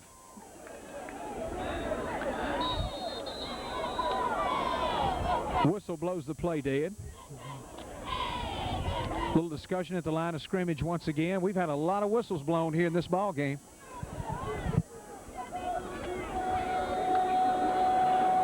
And they're looking over at the Winona sidelines, and I believe they're going to replace the football. As you hear the stands, not the stands, but the fans at the stands.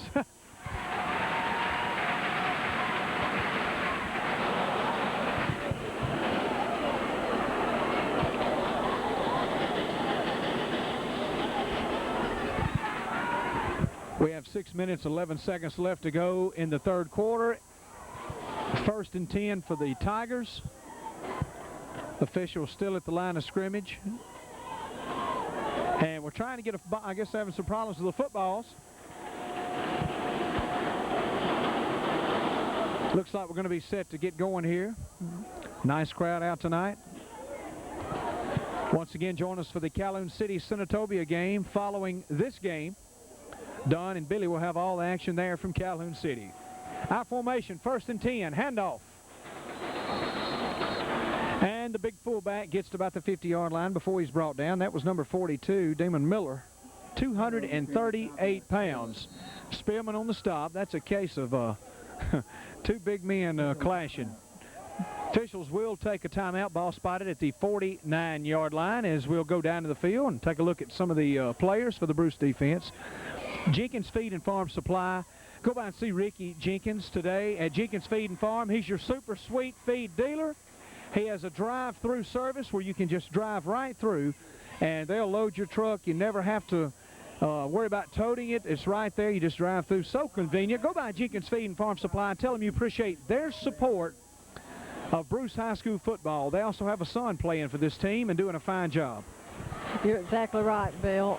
Jason Jenkins, who plays for the Bruce Trojans. We take a look down on the field. It's Coach Donnie Logan, Coach Phil Ferguson, all of them talking it over with the team. The score right now is 17-0, and the Bruce Trojans leading in this game here tonight, doing a great job defensively, and so is Winona doing a good job defensively. Bruce has had some breaks, and then they have had some problems with their penalties, but they seem to have recovered and seem to have been on top of the game here so far tonight. We have 5 minutes, 51 seconds left in third quarter play here from the Bruce Trojan field. Second down now and 8 for the Winona Tigers. I formation, 2 men to the far side. And fumble on the play, and we'll see if Winona was able, I believe they were able to get it back. Quarterback able to fall on the ball. Number 16, Nick Thomas, recovers his own fumble. Fumble on the play, but recovered by the Tigers. Going to be about a loss of a yard, bring up a 3rd down and 8 or 9.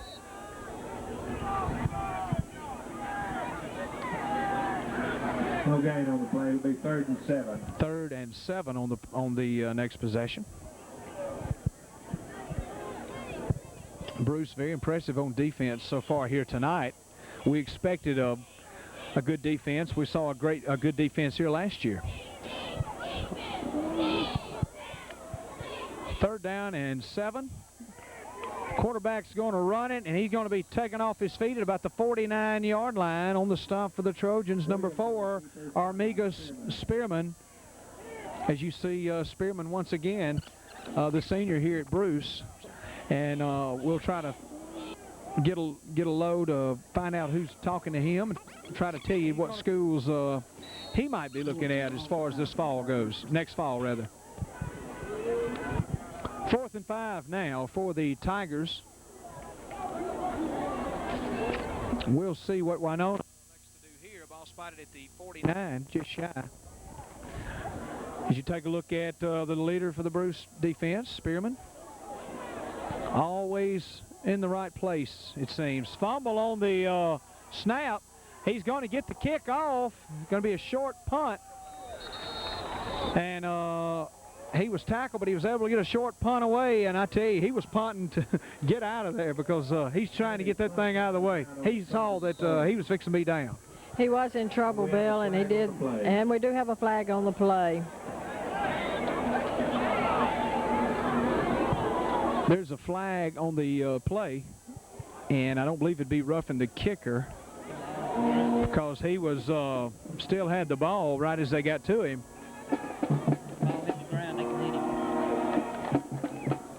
And it is going to be a personal foul against the Tigers. So, 4:06 here to go in the third quarter. Bruce leads at 17-0.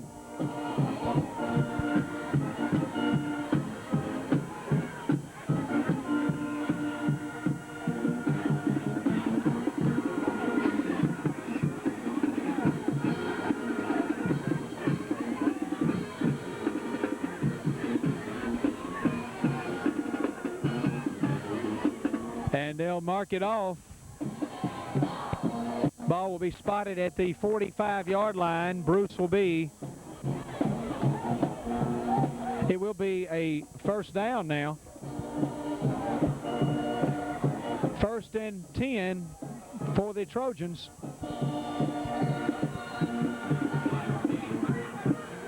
First and 10 on the Tiger 45. The ball's on the 45.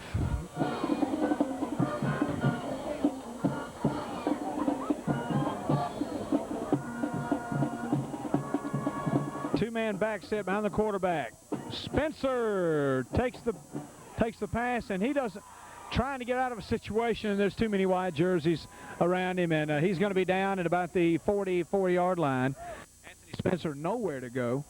That was sort of a busted play, looked like, for Bruce. Gain of 1 yard. That'll be 2nd and 9. Trojans struggling here offensively. Number 11, Anthony Spencer, talks things over with Coach Phil Ferguson. Coach Rudy Pope. Donnie Logan, the defensive coordinator. Robbie Beckett, special teams. I formation now behind the quarterback. Tillman with a handoff. Down to the 40-yard line goes Courtney Pierce. Courtney Pierce will get to near the 40-yard line. Jones on the tackle. Jones on the tackle for Winona. That's a gain of 4 on the play. Bring up a 3rd down.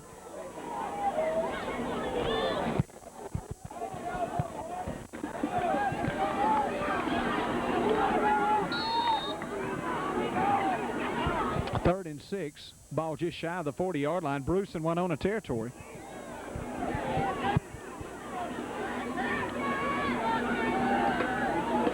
As number 14 calls the play, Keith Tillman. Tillman hands off. And Big Spearman all the way down to about the 28-yard line. Armiga Spearman. That was made by Whitfield. So, you know, not only is he a load as a linebacker, but he's also a load as well as a runner, Josh. He's done a good job when they put him in that running back position. Yeah, he's been all over the ball on defense, and now he's running the ball well. Armiga Spearman with a big first down pickup. 1st and 10, less than 2 minutes to play here in the 3rd quarter.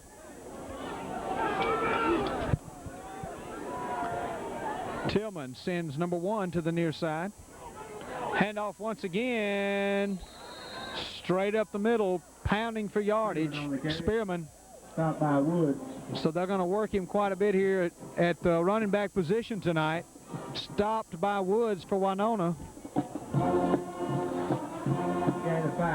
That's a 5-yard pickup. 2nd and 5 now for Bruce. Number 22 will check in for the Trojans, Andre Anderson. And number 4, limping out, will be Armiga Spearman. So Spearman will have to come out of the ball game.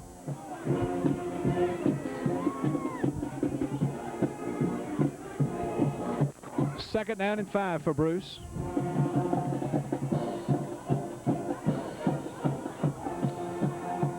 Quarterback keeper, flag on the play, and it's probably going to be against the Trojans. Tillman keeping the ball that time. And on the stop was Williams for Winona. Holding against Bruce. We'll take a look at Armiga Spearman down here trying to walk off he may have a cramp in his leg. I believe that may be what it is. Armiga Spearman with 2 consecutive runs, and he had to come out. He weighs in at 235 pounds.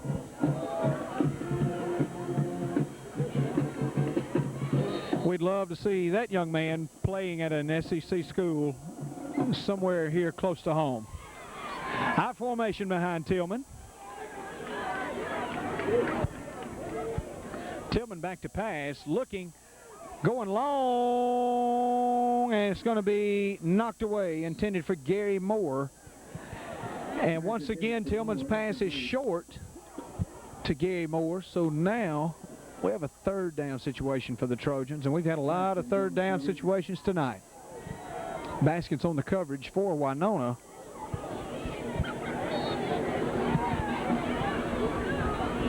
Number 14 will bring the play in. Tillman, the quarterback. 3rd and 15 now for Bruce.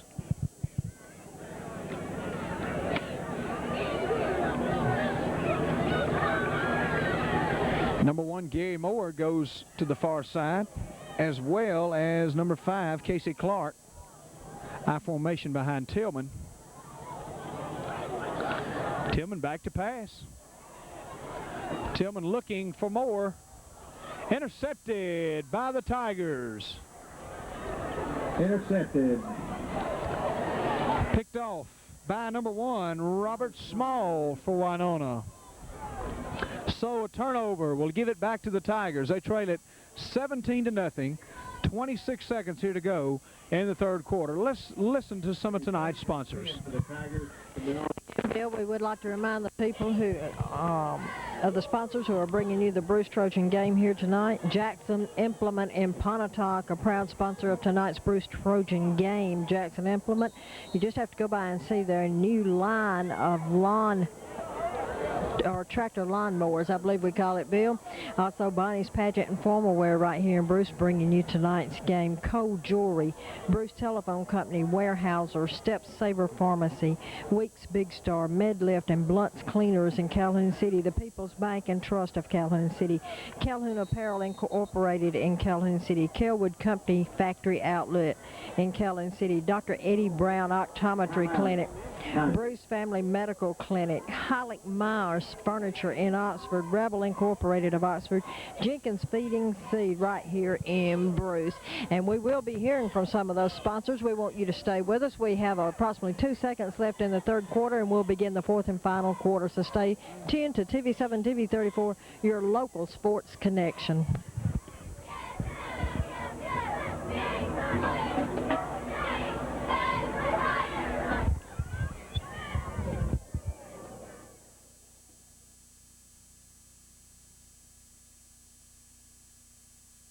Down about the was the 15-yard penalty for unsportsmanlike conduct. Unfortunate set of circumstances, but the official looked like. Join us for the Calhoun City ball game coming up next. Don Brooks will talk with Coach Mike Ray. Calhoun City game coming your way next.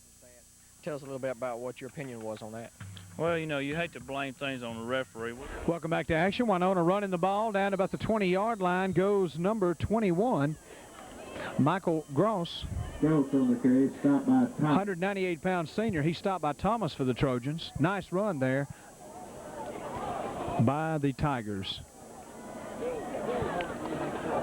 Winona starting deep in their own territory. That'll end the third quarter of play. Bruce Trojans 17, Winona Tigers nothing, as we get ready to start the fourth quarter of play here tonight. Once again, remember all of our sponsors and thank them for their support of the action.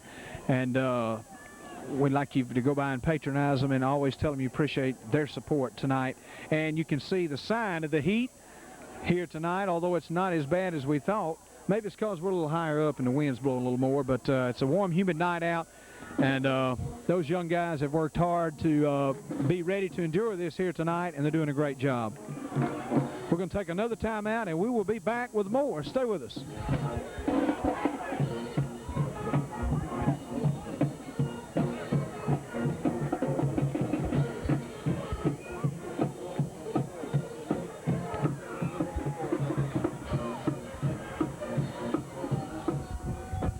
And we take a look at the Bruce High School cheerleaders, seniors, Janae Ferguson, Lila Cooper, Karen Moore, Amanda McCausland, and LaDotta Emery.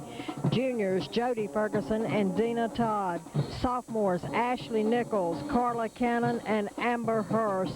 Doing a great job here tonight for the Bruce Trojans, the Bruce High School 1995-96 cheerleaders. 1st and 10 for the Tigers. Handoff to the first man through, and he's got some yardage, still on his feet. And that's number 42 for Winona, the big running back, Miller. Miller going to be taken off his feet along the 40-yard line. and he's down on the field at the moment. So Winona with another injured player. Zen made the stop for the Trojans. Back in for Bruce, number 44, LaShawn Gibson. But he's up now.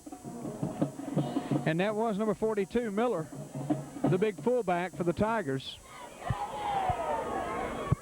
1st and 10 now. First down pickup by the Tigers. At quarterback for Winona, number 1, Robert Small.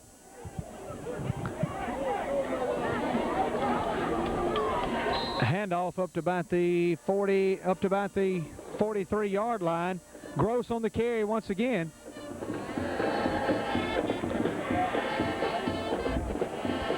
Spearman and Scoggins on the tackle. And Spearman and Scoggins making the tackle for Bruce. And once again, Winona has an injured player.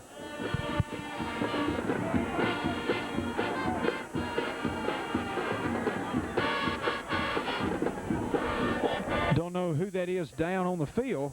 Maybe we'll know in just a moment.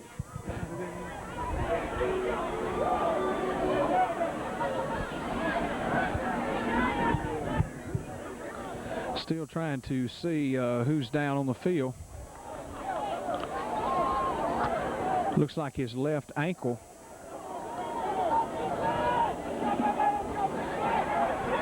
For the Tigers. That's number 21 for Winona. Gross. Michael Gross, who's been a big contributor here tonight for the Tigers. Back to action. We're in the 4th quarter of play. Bruce leads it 17-0. Second down and 7 for Winona.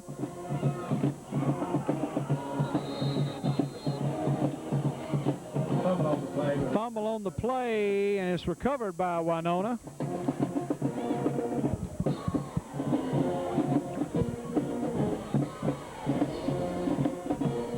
$11 minutes to go in the ball game. Take a look at the Bruce High School marching band. Doing as great a job as ever here tonight.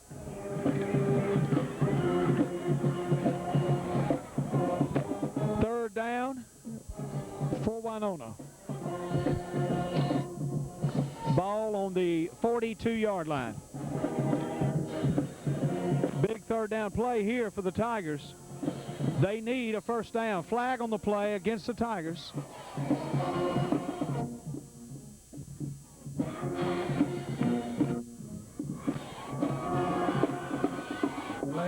Delay of game against Winona, so that's one mistake they shouldn't have made there. Making the first down pickup that much harder.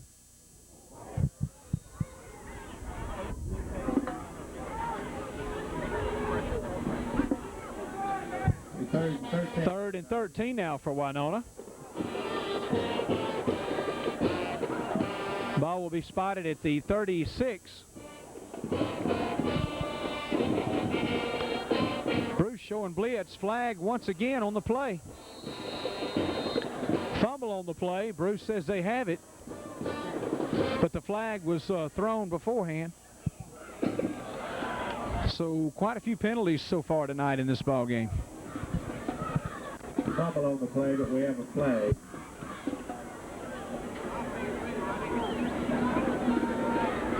And the flag was thrown in the backfield of Winona. Should be against the Tigers. And it will be illegal shift. The penalties decline because Bruce covered the fumble. They'll have it 1st and 10 at the 39, excuse me. 1st and 10 from the 31. 35. 35 is finally where they'll spot the ball. Quite a ways from us here to see some of the markers sometimes. 35-yard line, Trojans 1st and 10. And they have a 17-0 lead. 10:26 left in the ball game. To the near side comes number 80, Brad Logan. Number 11 to the opposite side will be Anthony Spencer. Tillman with I formation.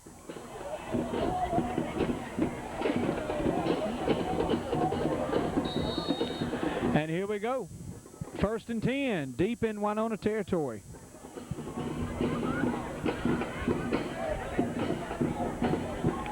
That quarterback, Tillman.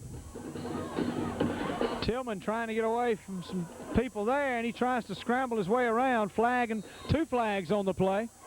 Tillman did a lot of running for hardly no gain. He looked hemmed in, Bill, right there, and he didn't look like he had much way he could go. Spearman tackled by Whitfield. Spearman was tackled by Whitfield. Flag is thrown back about the 45-yard line. It's going to be against the Trojans. Number 11 now, Spencer will come out. And number 1, Moore will go in. So the yardage will work against Bruce. Ball will be spotted at the 45-yard line in Winona territory now. Clipping against Bruce. 15-yard penalty. You take a look at the first-year head coach, Phil Ferguson. He's been an assistant here. And now he moved up to the head coaching job that was held last year by Coach Darrell Logan. Coach Darrell Logan, a fine, respected man here in the Bruce community.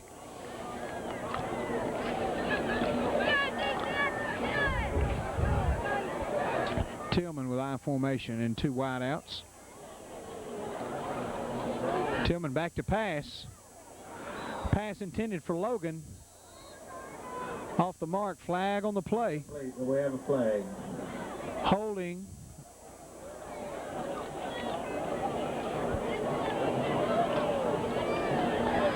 It's going to be holding against Bruce. So the Trojans kind of shooting themselves in the foot here. Continuing to be plagued by the penalties. 9:47 left in the ball game.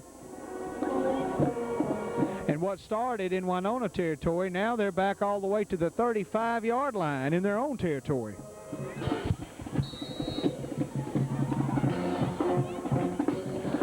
And that's where they'll put it into play at the 35. 1st down and about 36 yards to go.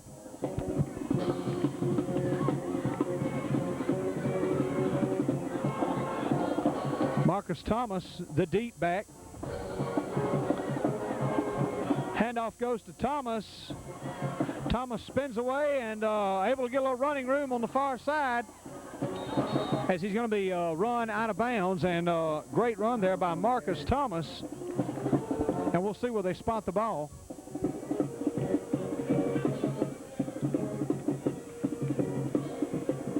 Ball is going to be spotted at the 47.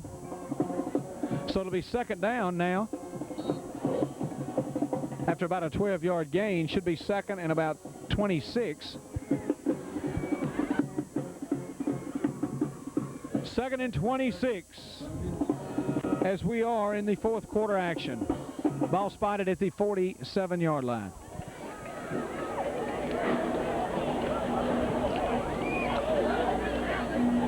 Thomas and Anderson in the backfield. Gary Moore to the near side. A fake reverse. Thomas still on his feet. And he's hit hard from behind, but not before. He gets to about the 30, Thomas on the carry. about the 41-yard line. 38.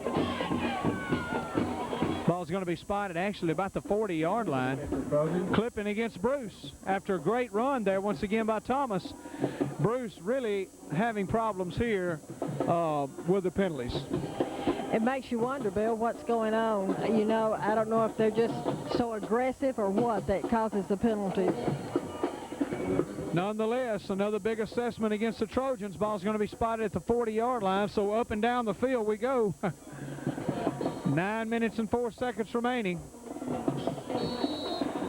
We'll go back to 2nd down and about 36. Timeout has been called by the Bruce Trojans, and they need to try to get their act together on these penalty calls. As you take a look at the cheerleaders for Bruce. And with this timeout, we're going to take a timeout, and we'll hear from more sponsors. Stay with us. We will be right back.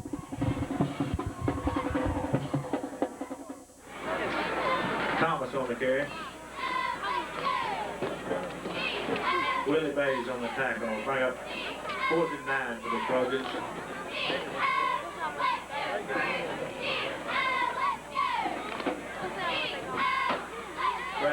and back in punt formation for the Trojans.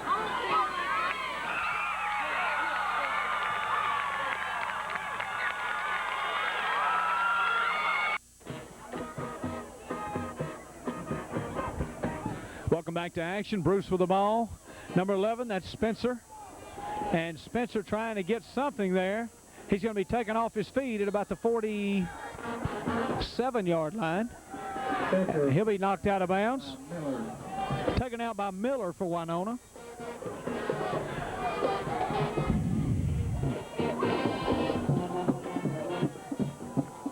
Eight minutes and 52 seconds left in the ball game. Ball spotted at the 47. Third down, 30 yards to go for Bruce. Trojans have a 17-0 lead.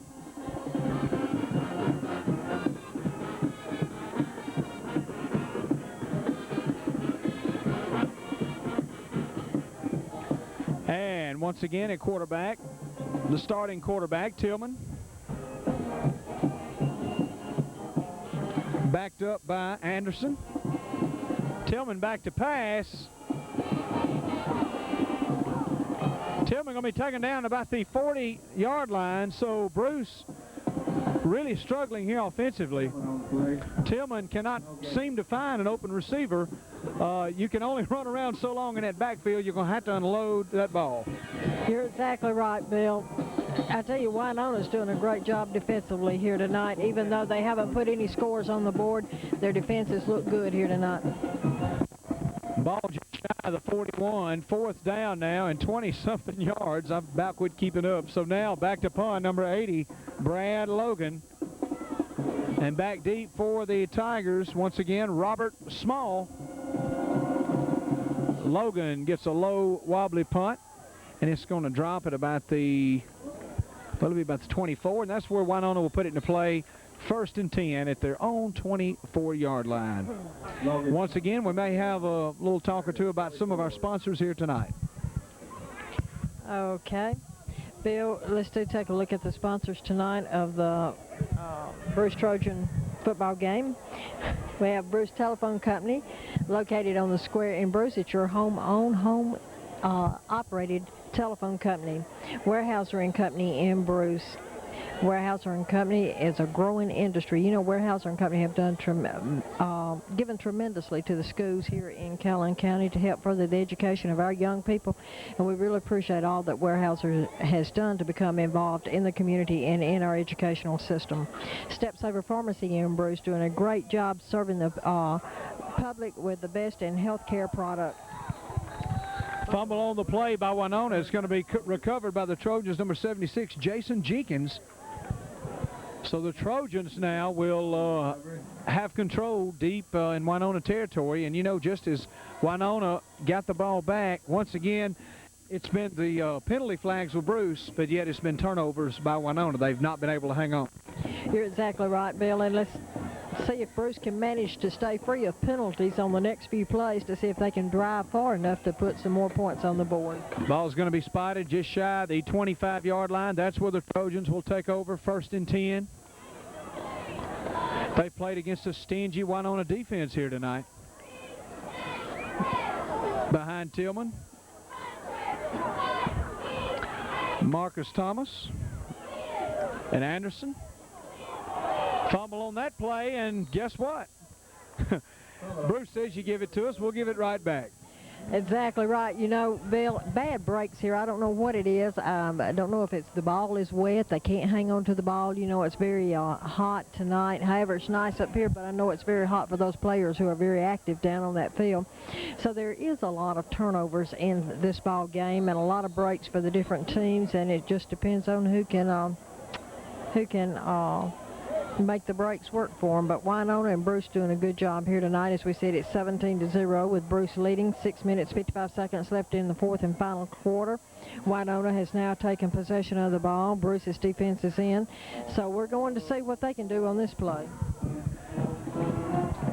First down and 10 now. Tigers get it right back. 6:40 to go in the ball game. Handoff stacked up, nowhere to go. Leading that gangster was number 44, LaShawn Gibson for the Trojans, assisted by Spearman. Pierce also in on the stop. Let us remind you once again, we'll be here next Friday night once again for Houston and Bruce. Join us for that game next Friday night beginning at about 8:40 p.m. As soon as we get the first half taped to the station, we'll have it on there for you. Houston and Bruce. And then, of course, following that game next Friday, we'll have Calhoun City once again. They're going to travel to Oxford and take on a tough Oxford Charger team, and that should be a great game as well. Calhoun City will need all the marbles in the bag to beat Oxford next Friday. Whistle has blown the play dead, and, boy, that's getting to be a familiar sound here tonight. Official timeout has been called. Trojans will come talk things over with their defensive coordinator, Donnie Logan. And I tell you, we're excited about some things. And Josh, there's some SEC action coming up. College football is underway. It's already here upon us.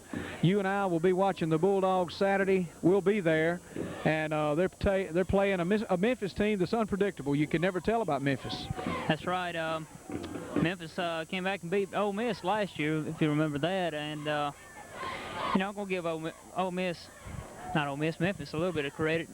I think they might score a touchdown or two maybe tomorrow. I'm going to predict the game, Mississippi State 27, Memphis 13. So you're not going to go out on a limb like Don Brooks, 51-0? No, not that big of a span. We hadn't got Davis and Bowie, and we still got Moles. I think we can score some touchdowns, but you know, I'm not going to go not 51-0. That's how many touchdowns will Eric Moles have? Oh, he'll have a couple at least. 11. And Chris Jones? Oh, maybe one. Maybe one. So that prediction there it is from Josh Morgan. Second down and 11 now for Winona. Hit hard, and the ball is loose, and I believe Bruce will have it back. I believe they're going to recover it by, and I don't know, Courtney Pierce, I believe, on the fumble recovery. So the Trojans will have even better field position than they had a moment ago when they recovered the fumble. And I tell you, it's just been Winona's going to give it to Bruce. Bruce give it to them, and Winona gives it back. So it's been hard to hang on to that ball tonight. So Bruce will have it deep in Winona territory, 1st and 10. Josh, we'll talk in just a moment. Be thinking about that Ole Miss Auburn game. I predict State in a victory as well, but only maybe by 11 points. Memphis usually plays State and Ole Miss pretty tough. First down for the Trojans on the fumble recovery by Pierce. Handoff, not much for number 22, Andre Anderson, the fullback. Ole Miss travels to Auburn to take on the War Eagles. And they're ranked in the top 5, Josh. I think they're ranked number 6 nationally. Auburn is going to be some team to play your first game, but, you know, maybe they'd rather play them now is wait and play them 5 games down the road when Auburn has had a chance to adjust everything and really pour on the steam. I tell you, it won't be an easy task for Ole Miss. Yeah, that's going to hurt their record, probably going and losing to Auburn. I mean, I hate to say, you know, with such confidence, but Auburn's a tough team. That's a miracle. They pull out a miracle there at Auburn. But I'm going to predict Auburn over Ole Miss tomorrow, 35-10, something like that. So you think Ole Miss will? You give them credit of scoring? Oh, yeah, they'll get a touchdown or field goal maybe. So 35-10 is Josh's prediction. Don't worry, State's got to go play them over there too. Oh, yeah, I dread that. Offsides penalty called against Bruce. So once again, they continue to be plagued with the flags. Trojans now second down. Second and about 14. 4:35 counting down in this one tonight. Bruce on top 17-0. Handoff. Handoff to Thomas. Not much there for Thomas, and I don't know, Bruce, with a ground game, one thing they can do to you here with the score as it is, they can run that clock, eat some time off the clock, and I don't know if that's what they're probably trying to do as they continue to keep it on the ground, not stop the clock. Thomas on the carry, stopped by Minnie. As you take a look at some of the crowd here tonight, supporting their Bruce Trojans. I'd like to say we've enjoyed this first game at Bruce tonight and look forward to next week when Houston Hilltoppers will be here in their maroon and white.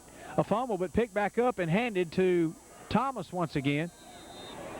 Tillman lost it for a moment and got it back. Thomas on the carry. You know, you wonder, does the ball need a little glue on it? You think that might help him? I'm beginning to wonder, Bill, just what is wrong with the ball. You know, I know it doesn't seem as humid up where we are, but it may be more humid down there with as many people's hands that are on that ball. It could be a little damp. That's right. 4th and a long 5 now for Bruce. 3:15 to go in this one as number 40 will check out for the Trojans. Bobby Pierce.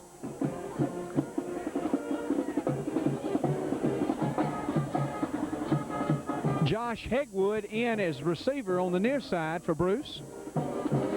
Pitchback handoff once again, number 10, Thomas trying to find the end zone, and he does. What a play by Marcus Thomas. Thomas with his 2nd score tonight. And, you know, it looked like he was down at about the 3, but, you know, he just kept pushing forward and pulling, and he got loose from 1, got loose from 2, and the touchdown by Marcus Thomas. 23-0 Bruce. Bill, it seemed like he just kind of dived in there at the end just to make it. Marcus Thomas with his 2nd touchdown, and I tell you, he may be my favorite for player of the game. He has really done the job here tonight. They've all worked great together, but I'm still thinking on it. We'll have it in just a moment. And if it's a tie, we'll have Josh break the tie. Hopefully we won't have a tie. Bullard will try the point after. Try to make it a 24-0 ball game. Snap is up. Kick is no good, I believe. It must have been a little wide to the left. So the score, Bruce 23, Winona nothing. And now some more on sponsors. Again, taking a look at the sponsor of tonight's Bruce Trojan game, and a good game it is here at Bruce.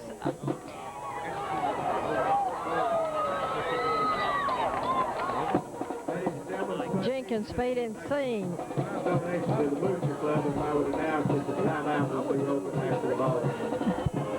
Well, you did hear that, Bill. A little free ad there for Sput Deaton. Timeout is open after the ball game for those who might still be looking at the ball game. But we want to say also that Jenkins Feed and Seed in Bruce, your super sweet seed dealer, they now have a drive-through, Bill. You know how convenient that is for the farmers? Very much so. I saw it the other day. Really nice. Just drive through and pick up your feed and seed or whatever, and they're right there to wait on you. Friendly service at Jenkins Feed and Farm Supply. And, Bill, let's talk a little bit about Rebel Incorporated in Oxford. I tell you what, they're your Oldsmobile, Buick, Cadillac, Chevy dealer, and you know they have some of the nicest-looking 1996s on their lot. They've remodeled, have a whole new look. The 96 models are rolling in at Rebel. You need to go by and check out sports cars, trucks, Blazers, Cadillacs. You'll find it all at Rebel Incorporated in Oxford, and they have a new look. They have a brand new paved parking lot, a new facelift, and they're just ready, boy. Rebel Incorporated. Go by and see Barry and all the people. Dennis, tell them we sent you by from TV7. Rebel Incorporated for the new 96 models today. Nice kick there by the Trojans, and it's going to be mishandled a little by the punt returner, but he's still on his feet. He's going to get a good run out of this. Hit hard, and Bruce thinks they have it, and Bruce has it. Once again, Winona has fumbled, and I tell you, this one's over. Bruce has had their share of fumbles, but they've been able to capitalize where Winona has not. But I believe he knocked the ball out of his hands. That's a hard hit, and I do think you're right. He did knock it loose, and Bruce able to come up with the ball. After a nice return there by Robert Small, he fumbled it around, but able to pick it up and get some yardage, only to have it knocked away. Trojans now will have another opportunity. They lead 23-0 with 2:40 to go in the ball game. Some of the fans are beginning to clear out, but it's been a great crowd here tonight. Bruce calls a timeout. We're going to take a timeout. You stay tuned. We'll be right back.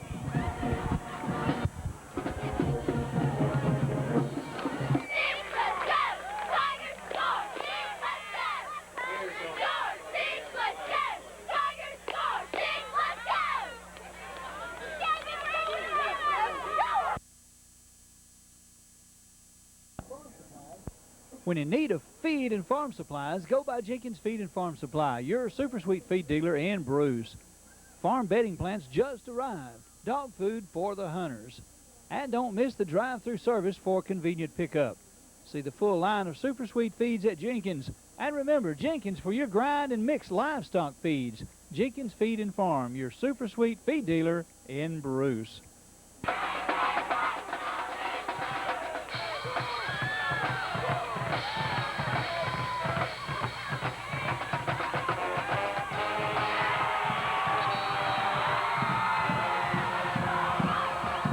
Stay tuned for Calhoun City, Senatobia coming up next.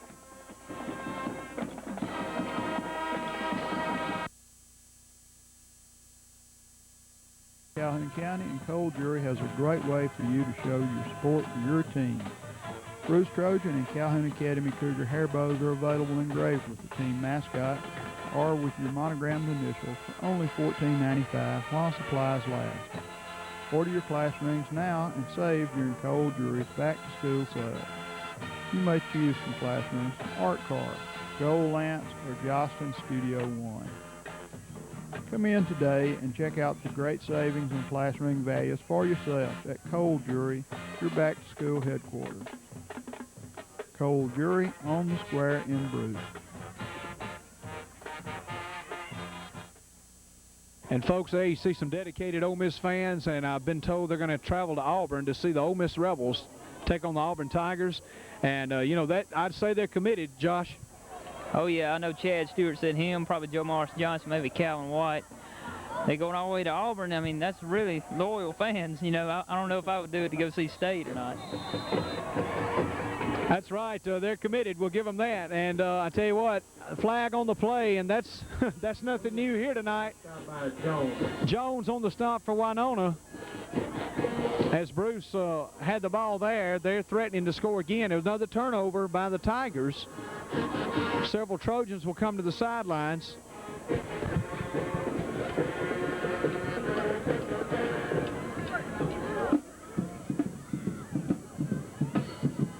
And I believe we're waiting to see what the call will be here.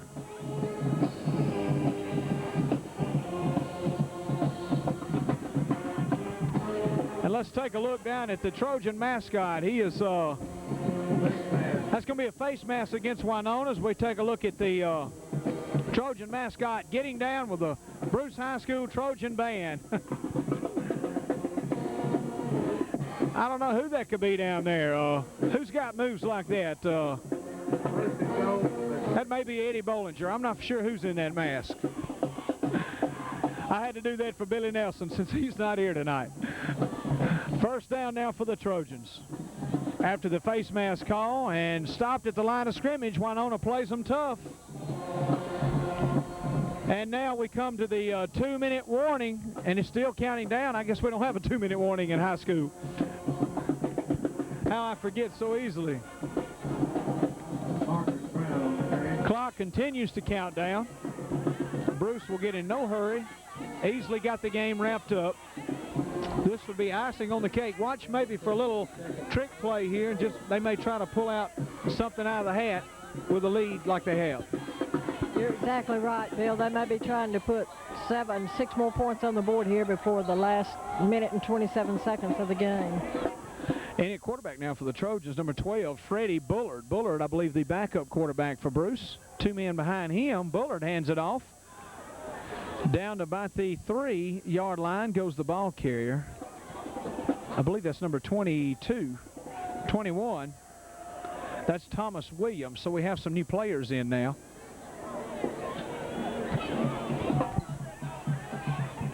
Wesley Harris just went in for the Trojans. Williams in the game now, running the ball. Whitfield on the stop for the Tigers. Less than a minute now to play in the ball game.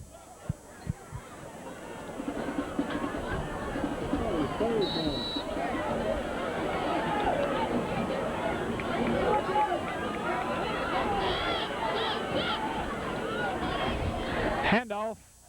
Touchdown, number 21, Thomas Williams. Williams crosses the line. Thomas Williams.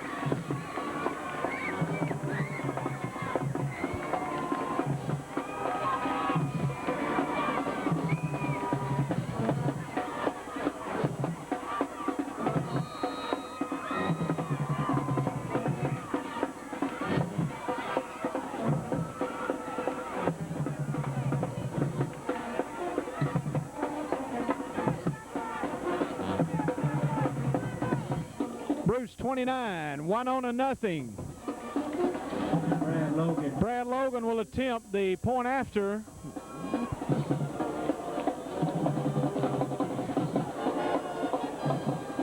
Logan's kick is good. Bruce Trojans 30. Winona Tigers 0.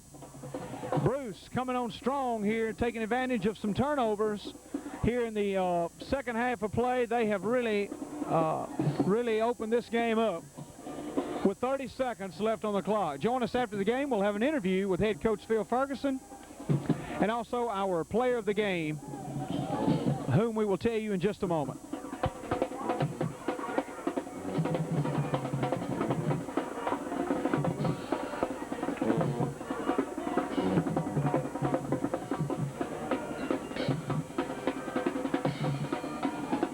So now the Trojans may attempt an onside kick here. They lead it 30-0 with 30 seconds left. And Winona will have their second defeat of the year. As number 80 now, Brad Logan sets the ball, tees the ball up to kick. Robert Small back for the Tigers. Small is back once again for the Tigers. Winona fans would love a punt return for a touchdown here. That'd be nice. As this one is almost in the books. And it is in the books as far as Bruce Trojans are concerned. 30 ticks left on the ticker. Logan with a kick.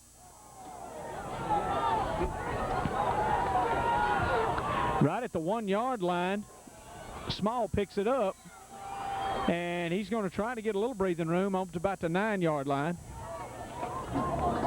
And it's time to talk about player of the game, y'all. And there's no doubt I'm going to have to go with number 10, Marcus Thomas, with a close runner-up being Omega Spearman.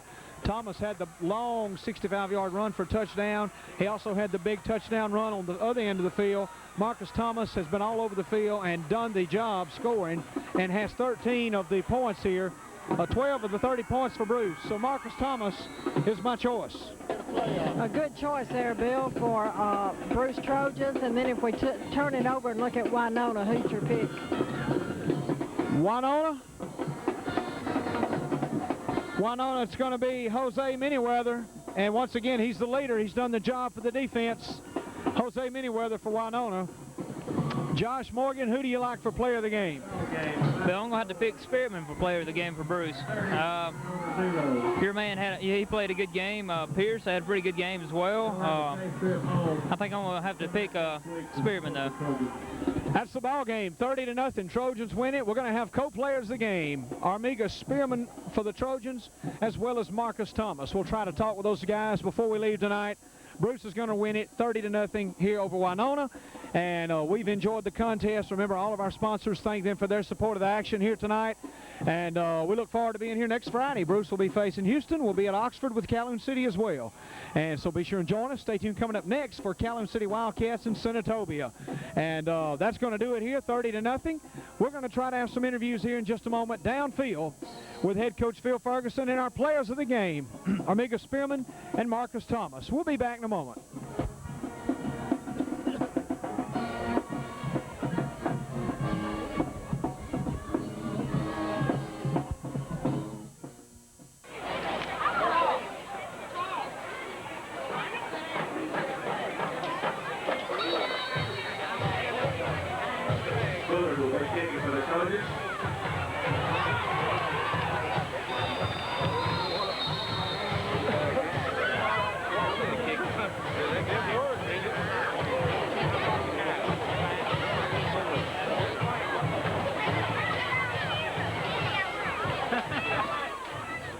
Bakery at Weeks Big Star, featuring rotisserie barbecued chicken and ribs. Their ready-made sandwiches to go are a big hit for the busy people on the move. Try the deli sliced ham, turkey, roast beef with American, Kobe, or Swiss cheese. Then top your meal off with fresh baked donuts. Just the right snack for your family or coffee break at work. Entertaining is made simple when you select a cake, pie, or cookies from the Deli Bakery at Weeks Big Star, where saving you time and money is their business. By the way, pick up your family's favorite movie rental from Weeks Big Star. To her flower shop, Crystal by Crystal Clear, candy dishes, cake plates, pitchers, clocks, candle holders, crystal cream and sugar, vases and more, sterling silver and costume jewelry, gifts that will last forever. Flowers are just one way to express your special feelings. Visit Connie's Flowers and Gifts, where you'll find crystal, jewelry, flowers, all in one place. Connie's Flowers and Gifts, Highway 32 East in Bruce. With two of the Bruce High School senior cheerleaders. We're talking with Amanda McCausland and Dina Todd. And Amanda, let's talk a little bit about tonight's game. I know you have to be thrilled over the victory. Oh, yeah, it's great. We're just #1. Can't help it. All right, now this is the first game of the year. All right, what do you look for in the next few games? Because you're each Undefeated. We're going to states this year. Got to, undefeated. Do you agree with her then? I hope so. You know, each one gets tougher. We started off with Winona, and they're a good school, but Bruce just kind of outclassed them here tonight, even though there were a lot of turnovers in the game. But did you come in with a positive feeling about it? Yeah, positive attitude does it all. You got a positive attitude, you're going to win. Our players had a positive attitude, we had a positive attitude, so we won. Well, that is great. Well, it's good to see y'all. We look forward to next week's game with Houston. Great, we're going to win it. All right, Bruce #1. Talking with Amigas Spearman, he's one of our co-players of the game, along with Marcus Thomas. And Amigas, I don't guess you mind sharing that with Marcus, do you? I don't mind at all. Not at all.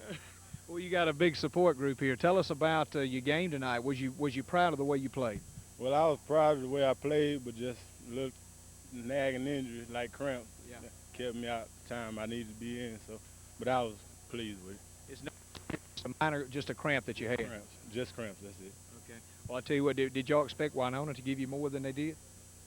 Well, we expected them to be a good team. We didn't doubt them to be a good team. We just came out and played hard and hoped that we would come out on top like we did.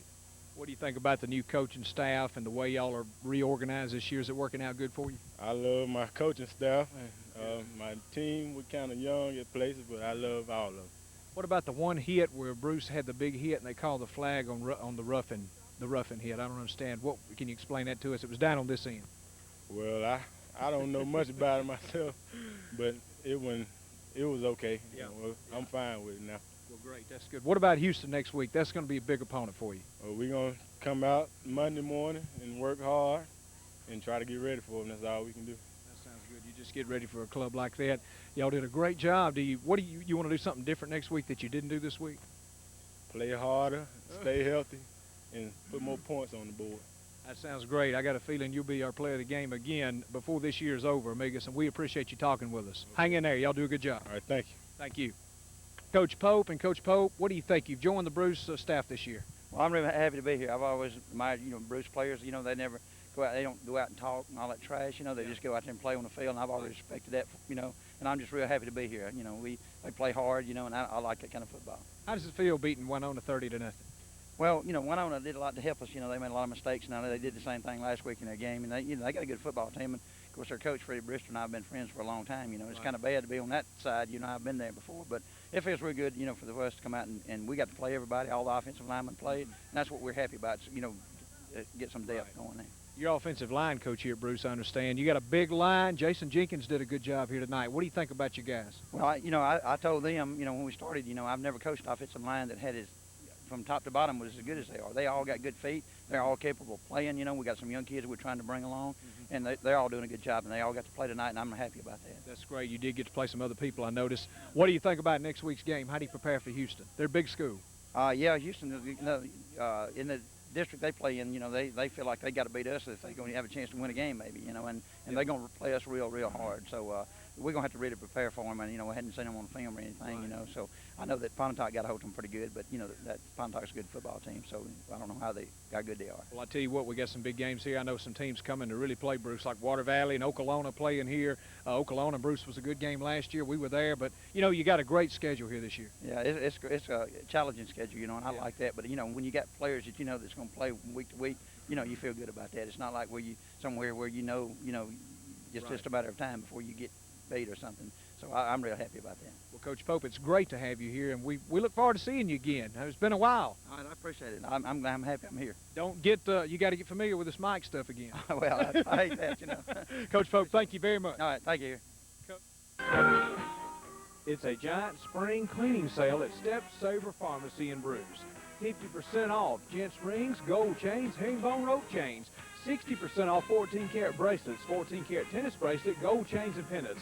75% off ice rings, diamond and coin rings, and gold earrings. Sterling silver bracelets, 50% off. Huge markdown on watches as low as $9.95. 14-karat gold earrings, 50 to 75% off. Gold rings now $10. No nonsense pantyhose, 25% off. 25% off fragrances. Wide selection for men and women. New line of costume jewelry. Gold and silver bracelets, $10. Pearls will get you ready for Easter. Pins and pendants for dog collars. We're spring cleaning and the savings on to you, our customers. Step Saver Pharmacy, North Newburgh Street in Bruce. Call 983-4011. Step Saver Pharmacy. This year, Phil Ferguson and Coach Ferguson, we hadn't even had a chance to talk to you since you got head coach. How does it feel to come out with a victory being the head coach this year? Well, you know, I'm excited about the victory. The kids played hard, played great defense, and we won the football game on defense. We got our offense going. And I told the guys, I said, we're physically in shape, and we're going to wear them down. You know, we had some things early in the ball game. We didn't move the ball like we wanted to, but we kept going, and we finally wore them down, and we established some pretty good offense, I think. Well, I tell you, we elected Marcus Thomas and Amiga Spearman our co-players of the game. I think both those guys showed tonight that they're leaders on this field. Right. You know, Armigas is a senior, and he's a great athlete. He's an outstanding linebacker, and he's helping us on offense. Marcus, junior, who got some good playing experience last year, outstanding athlete. You know, he made a couple of really good runs. You know, he looked good tonight running the football. So we've got a lot more kids working their tails off, and we're excited about some good things to come. What was this on the sides kick in the first quarter? Well, you know, I said, Coach Pope, what do you think? He said, oh, Coach, whatever, you know. So, just try it. You know, we scored quick there, and, you know, we thought we could get the ball back and catch them kind of in a lull, and we did. We got the ball. It wasn't even close. You know, we came up with a football, and I think we turned it over or over on downs or something. But we wanted to establish some momentum early and get, you know, a little flow going for us, and we did that. You know, the onside kick, you know, there's no telling what we'll do for the years out. You know, Winona turned the ball over several times till you were able to capitalize. I noticed Bruce, though, turned the ball over several times. I know you want to work on that before you face Houston here next week. Right. You know, I told the guys before the ball game we were going to win the football game on defense and not turning the ball over. In the first half, we didn't turn the ball over. But, well, I'll take that back. We did turn it over late in the second quarter. But, you know, we feel like if we control the football, we don't turn it over, and our defense plays great, we've got some good things that can happen to us. You got a new coaching staff. We just talked to Coach Pope. It looks like they're fitting in real well here at Bruce. Yeah, you know, Coach Logan and Coach Beckett were here assistants last year with me, and then we were fortunate enough to have the addition of Coach Pope, who's an outstanding football coach. He's been around. I'll make him sound old, but you know he's been around a long time, and he knows a lot of football, and he's a big comfort to us. Right. Well, you know, Houston being a big school, what do you look to prepare for them as far as there any key man on their team you really have to focus on? I think the Doss kid is a real good football player. I know at quarterback, and then they've got a couple of good running backs. You know, the last 2 years, the Houston ball game is, you know, year before last, offensive showcase, and then the last year it was a defensive battle. You know, they've got good athletes. We're going to have to be ready to play. Not to get ahead, but I think you were at the Water Valley game at Ole Miss, and you know, Water Valley coming here, and I know from being in Water Valley a good bit, they're really looking forward to playing Bruce here. So we got some great games coming up here. Yeah, you know, we're excited about our schedule, our first 5 ball games. You know, we've got some sound competition, and we feel like when we get through those 5 ball games, we're going to be ready for division play. Water Valley, you know, big time cross-county rivalry here, and they've got great athletes, and we're excited about that one. We're going to get through Houston and Charleston and Independence first. You know, we don't want to look too far down the road. Take them one at a time and don't overlook anybody. Right. Coach Ferguson, congratulations on your debut here. It's very successful, and we look forward to being here next Friday night. Well, we're excited about having you. We appreciate y'all's support. Thank you, Coach Ferguson, new head coach at Bruce. Thank you very much. Make it quick. You're our co-player of the game with Amiga Spearman. You don't mind being that with him, do you? No.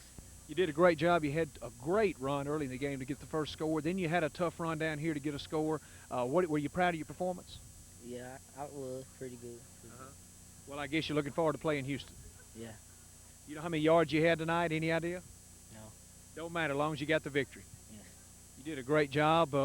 I tell you what, do you plan on getting the ball that much throughout the whole year? Pretty much so. And you're a junior this year. Yeah. Great. Who shares the running time with you most of the time? Courtney Pierce, he's a sophomore.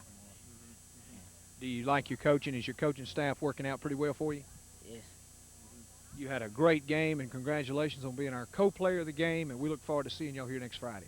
All right, then. Thank you, Marcus. Appreciate it. Here tonight, Bruce wins it 30-0. For Josh and Ann Morgan and William Morgan, I'm Bill Morgan, and we will see you back here next Friday, Bruce and Houston. See you then. Visit Jackson Implement Company today. New location, Highway 15 North in Pontotoc. Let Danny Ray, owner, or Benny Joe Parker, sales manager, help you. They have tractors from 20 horsepower to the popular 200 horsepower 4960. Great selection of lawn and garden tractors. The popular STX 38, 12.5 horsepower for $19.99. Unbelievable price for lasting performance. If you need service, we got it. Come see the friendly folks at Jackson Implement for all your farm and garden needs. We will treat you right. Jackson Implement Company in Pontotoc. Rob Morgan on camera. We'll be joined later on tonight by Billy Nelson as we get set for the Senatobia Warriors taking on the Calhoun City Wildcats here in the home opener for the Wildcats here tonight. They're coming into the season with a 1-0 record, having defeated Aberdeen last week by the score 26-14. So the Wildcats coming in tonight 1-0 in the season, looking for their first victory here at home under new coach Mike Ray. Calhoun City won the toss. They have deferred until the second half, so Senatobia will receive the ball. As you see, the Warriors taking the field across the way. 3A school picked to finish first in their division ahead of Independence and Water Valley. Coming off a very good season last year in which they narrowly missed the playoffs. And there come the Wildcats here at the Boneyard. They'll be dressed in the solid black here tonight with the orange face mask, white numbers. A very talented football team coming in here against a solid Senatobia football team. Should be a good one here tonight. So pull up a chair and stay tuned as you take a look at Coach Mike Ray in his first season. And he's assisted by Mike Grant, Trey Hamby, and Corey Vance.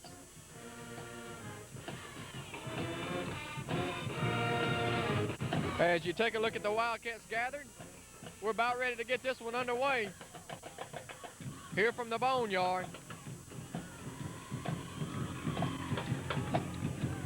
Calhoun City played a team similar to Senatobia last year in Independence from the same division, defeated them by the final score 26-14, and they'll have a tough test here tonight, and this will determine just how good Calhoun City is playing an early season test like Senatobia. The whole backfield returning for the Wildcats in Jerome Tucker, Santo Armstrong, and Chad Cook, along with a lot of players who had a lot of opportunity to play last year. With all the blowouts that they had, they got to play a lot of guys, and that really helped them as far as this season. They did lose a good receiver by the name of Kendall Robertson. He's moved on, but the Wildcats are back with a solid bunch this group. Our Father, as we come to you this evening, we want to say thank you for the day that we've enjoyed. We thank you for the privilege to come to the close of such a day as two schools to enjoy this sportsmanship contest together tonight. And Father, I just asked you that you would protect each one that is involved, or each player that will be on the field, for the cheerleaders, for the fans, for the coaches. God, we just asked your care upon us this evening that we might participate in the sporting event, knowing that we have you as our Father, that you're in our hearts, and God, everything that we would do and the way that we would conduct ourselves would be in accordance to your will this evening. Give us this time together that we might enjoy. Help each team that they might play their best, and at the close of the game, may they be able to say we've done our best, no matter how the outcome might be. Again, we pray thy protection upon us. In Jesus' name I ask it. Amen. Amen. Thank you, Reverend Dad. Please face the north end of the field.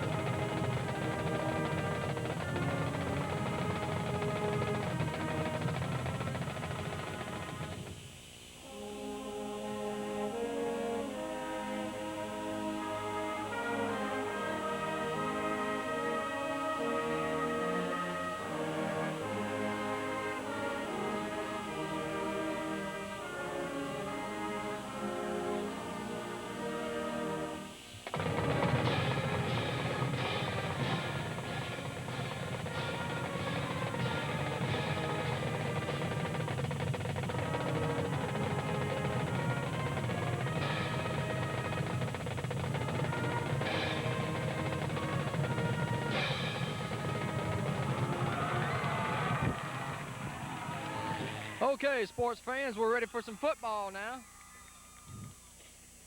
The Wildcats come in with a record of 1-0, and they will kick off here to start the football game here tonight. Hope you enjoyed the Bruce Winona game, and we're ready for another good one here between the Wildcats and the Warriors. Santo Armstrong will tee it up and kick it off here to the Warriors to get this game underway. Good crowd across the way for Senatobia, having come down from North Mississippi. Defending the north goal.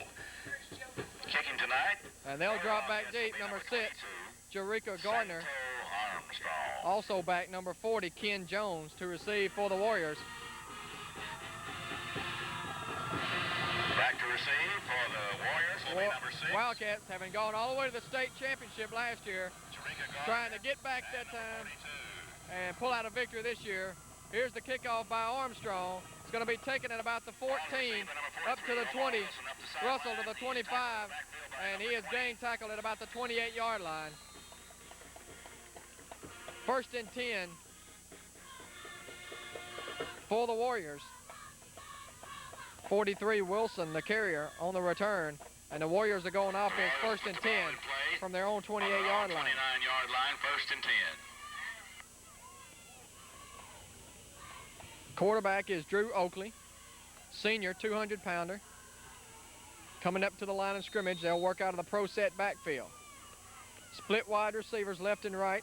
Number 5. Against the Wildcats 5-3 front. There's a give up the middle, nowhere to go. He's stacked up for a loss of a yard. And he stopped. A gang of Wildcats were there to make the stop. On the play. That'll bring up second down and about no gain for number 21, Keith Cathy. Demond Phillips and Michael Wortham making the stop. Phillips was there to make the stop for the Wildcats.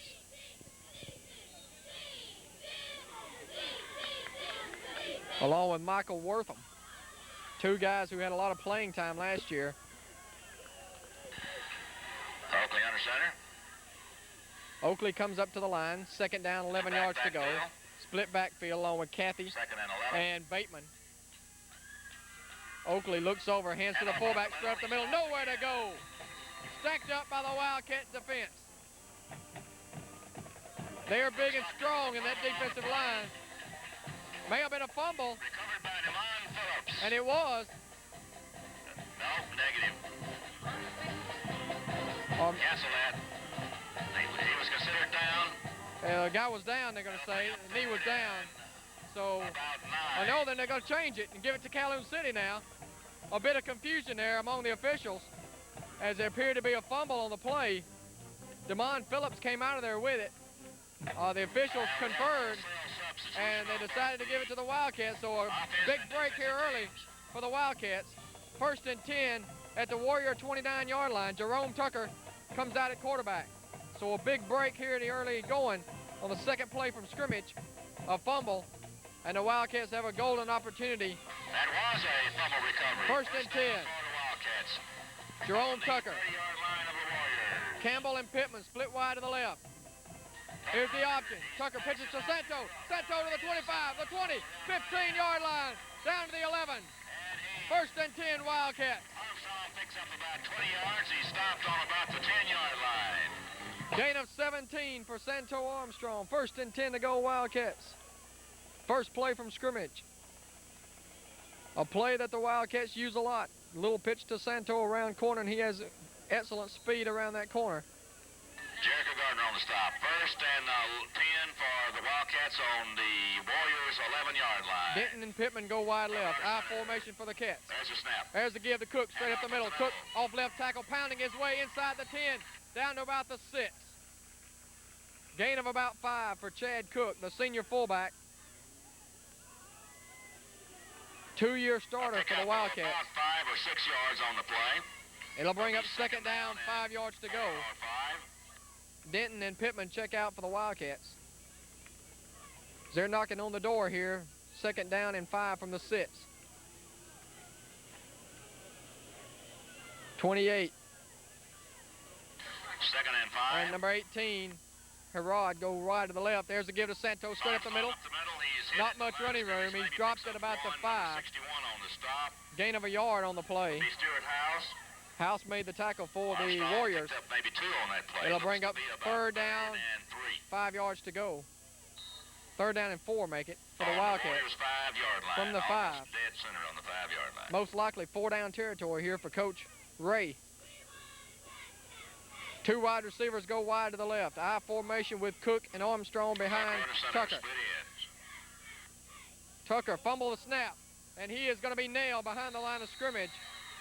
Back at about the 7. Loss on the play. And that'll bring up 4th down here for the Wildcats as Daniel Denton will check in. Snap was mishandled, but it was recovered by Tucker. So a costly mistake that time by the Wildcats will force them into a tough 4th down, 5 yards to go. Early first quarter, no score. The Cats are going for it. Wildcats trying to take advantage of an early turnover.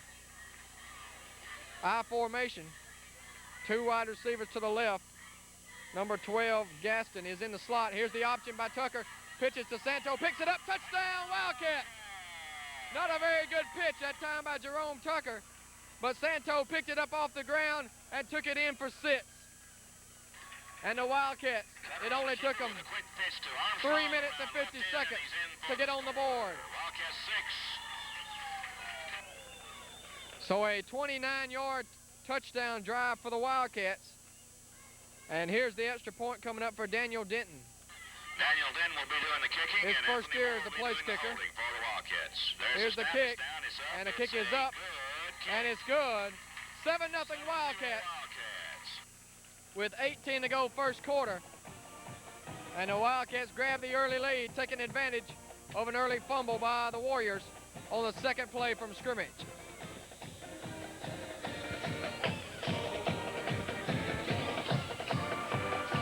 Some of our sponsors for tonight's game. We have Bonnie's Pageant and Formal Wear in Bruce. If you need a dress or tux or whatever it might be, go by and see Bonnie at Bonnie's Pageant Wear. Just out of town, east of town in Bruce, that's Bonnie's Pageant and Formal Wear. Cole Jury in Bruce, another proud sponsor of Calhoun County Sports. Go by and see Bruce Cole for all your jewelry needs. They're on the square in Bruce. That's Cole Jury. Also, Weyerhaeuser Company, an employer of a lot of folks in Calhoun County. Weyerhaeuser Company, another proud sponsor, and has been for years in Bruce, Mississippi. Santo will kick it off now. Left-footed kicker. That's a deep kick. It's a good kick. It's going to hit it about the 14. Gardner picks it up at the 10, 15, 20, 25. Dropped at the 28-yard line. Down at the 29-yard line. Number 33 made the stop for the Wildcats. It'll be 1st and 10 Warriors at the 29-yard line, about the same spot they started the opening drive. Jerome Fox on the tackle, it appears. Fox made the tackle. Looks like a replay of the first series of downs. The Warriors will take the possession of the ball on their own 29, 1st and 10. Drew Oakley comes up to the line. 7-0 Wildcats, 1st and 10 to go. I formation this time for the Warriors. Back to throw, play action, under pressure, throws incomplete. Under pressure from Fox. That pass was intended for number 30. Maurice Bateman out of the backfield. But Oakley didn't have much time to look over the receivers and threw incomplete. It'll be 2nd down and 10 yards to go. And Billy Nelson has arrived here at the Boneyard. He'll be joining us here in just a few moments. Second series for the Warriors. Here come the Warriors up to the line. Oakley split wide to the right. Drew Oakley's the quarterback. He's back to throw. 3-step drop, long pass down the sideline. Overshot him. Flag on the play, though. It may be roughing the passer. Intended receiver over his head. Number 32 for the Wildcats came in, Bernard Sykes, and he might have hit him a little late. It looked like it might be against the Wildcats. Sykes, a big guy, 6'3", 245. Coming in there for the Wildcats. That's going to be a penalty against Calhoun City. 15 yards will be marked off. Wildcats. It looks like a costly penalty. So a big break here for Senatobia. 15-yarder. Billy Nelson has joined us now, folks. Billy just pulling in. You missed an early touchdown run there by Santo Armstrong. Wildcats take an early lead, 7-0. Glad to have you, man. Good to be here, Don. Keep it going. I'll catch up with you sooner or later. All right. 1st and 10 for the Warriors.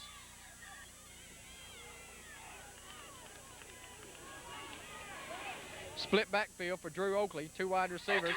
Play action, gives to the tailback. He's nailed by Wortham. Number 99, Michael Wortham. Hit him in the backfield. Loss on the play. And Billy, it doesn't look like the Wildcats lost a beat in that defensive line. They had a lot of graduation, but they are just as big and strong as they was last year. Don, this is the first time to see the Wildcats, and just a few plays, real impressive on the defensive stand here in the early going of the first quarter. Loss on the play. Lost a 4 on the play for Bateman. It'll be 2nd down 14 for the Warriors. 4 wide receivers split wide to the left. That's an interesting setup here for the Warriors. Oakley rolls left, under pressure from Santo, throws down the sideline, incomplete. Intended for number 35, Carlos Bell.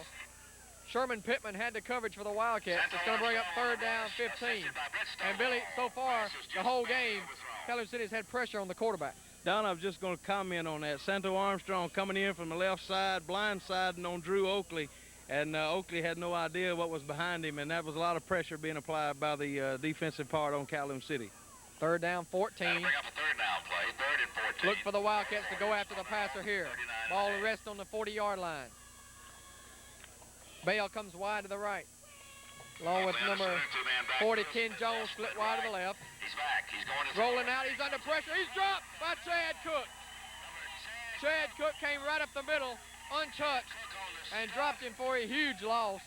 And that'll bring up 4th down, and Senatobia is going to have to punt. Don, not too good of a welcome on the part of the Wildcats to Senatobia here in the early going. The Warriors having a tough time on the offense, and like you said, Calhoun City looks like they haven't lost anything, even though they graduated some defensive players. They're still strong here in the early going. So it's a long way to go, but so far Calhoun City has dominated the first 6 minutes of this first quarter. There's the punt, a wobbly kick. It's going to hit at about the 49 and roll out of bounds at the midfield stripe. So once again, for the 2nd straight time, the Wildcats will have excellent field position to start their 2nd drive of the game, having taken advantage of an early fumble by Senatobia to score. And with 6:14 to go, they're back on offense. Quarterback Jerome Tucker, ranked in the top 100 players in the state of Mississippi, along with Santo Armstrong this year. defensive play that series. Back for their senior years. Cook. Cook and Santo line up in the backfield. Pittman and Denton go wide to the right. Jerome Tucker, now a seasoned veteran in his 3rd year starter for the Wildcats. Comes up to the line, a 5-2 defensive front for the Warriors. Here's the give to Cook up the middle, trying to work his way. He picks up about a yard. Number 79 was there. That's Mario Hawkins on the stop. 2nd down, 9 yards to go 2nd and 9 for the Wildcats. On the 49-yard line of the Warriors.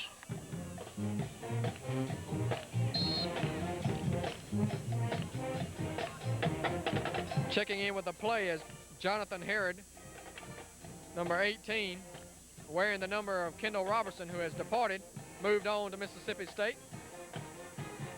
He comes wide to the left along with Sherman Pittman, 5'9", 150 senior, in the slot. Back to throw Tucker, throws to the right, looking for Santo, throws, intercepted at the 44-yard line.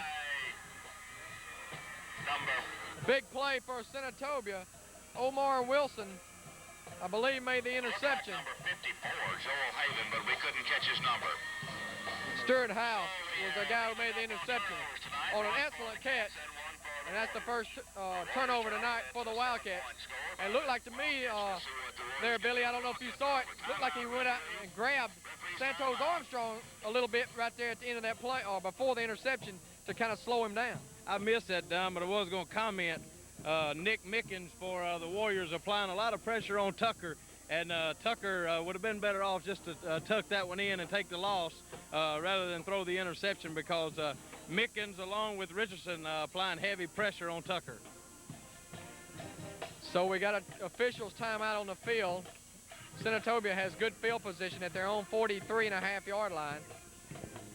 Some more of our sponsors for tonight's game: Calhoun City Telephone Company in Calhoun City, Crocker's Pharmacy, Also on the square in Calhoun City, and Medlift Mobility and Blunt's Cleaners, another proud sponsor of Wildcat football here tonight. People's Bank and Trust, Ed Wood and Company over there, also sponsoring Calhoun County football this year as well. And a lot of good sponsors we'll read throughout the football game here tonight.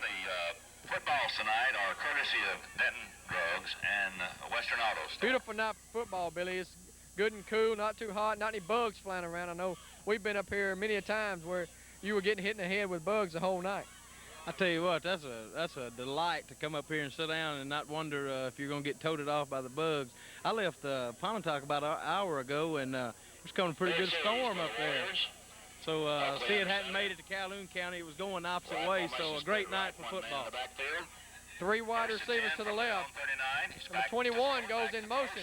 Screen pass did not work. Gain of a yard. Cook made the tackle. Carlos Bell was the receiver on the play. Short pass, second and about 2nd down and 9. 12 now, maybe a loss of 2 yards on that play, 2nd and 12. 2nd down, 9 yards to go here for the Warriors. 4:53 remains. And Excuse me, he picked up 2 yards on that play. 2 wide receivers, Bell, along with number 40, Jones, coming to the right. Kathy goes in motion. Oakley swings it out on a lateral, and that's going to be a lateral out of bounds. That'll be a loss on the play. Good call by the official, all the way back to the 36. That's going to be a huge loss, Billy, of about 9 yards. Right you are, Don, and Coach Mike Ray sees something he's very unhappy about. He calls a quick timeout, and he don't take him no time to get out there and try to correct this problem. I don't know what it is. Maybe a man not lined up with his receiver, but he didn't like it, and we see very quickly how he calls a timeout. And I think just after the second game, or the beginning of his second game, showing pretty good stuff as a head coach. You're exactly right. And the only thing that Coach Ray seemed real concerned about when I talked to him earlier this year was his defensive backs. I don't want to speculate on this, but that was a lateral, and had he caught it, I feel like a man would have been wide open, and they could have thrown the receiver pass, because it looked like the defensive cornerback came up on the play when he should have stayed with his wide receiver. So I'm not sure if that's it, but that could be a valid point, because had the guy caught it, he would have had a man wide open. Don, I bet it don't happen this time. Oh, he made his point clear, calling a timeout. Okay, 3rd and 8 for the Warriors. So it'll be 3rd down. On their own 36-yard line. 21 yards to go for the Warriors. Oakley under center, split wide right. Bale and Jones go wide to the right. Split backfield. Kathy and Bateman. Oakley back to throw, looking over the middle. Got a man wide open, and he dropped it. He would have been gone. Nothing but green between him and the end zone. That was intended for number 40, Ken Jones. And he was thinking touchdown before he thought about catching that brown football. Don, he saw the end zone before he brought it in, and Jones, a senior receiver, you would think a senior receiver wouldn't make those mistakes, but early in the season, those butterflies going, and you just have to you have to make adjustments on these things.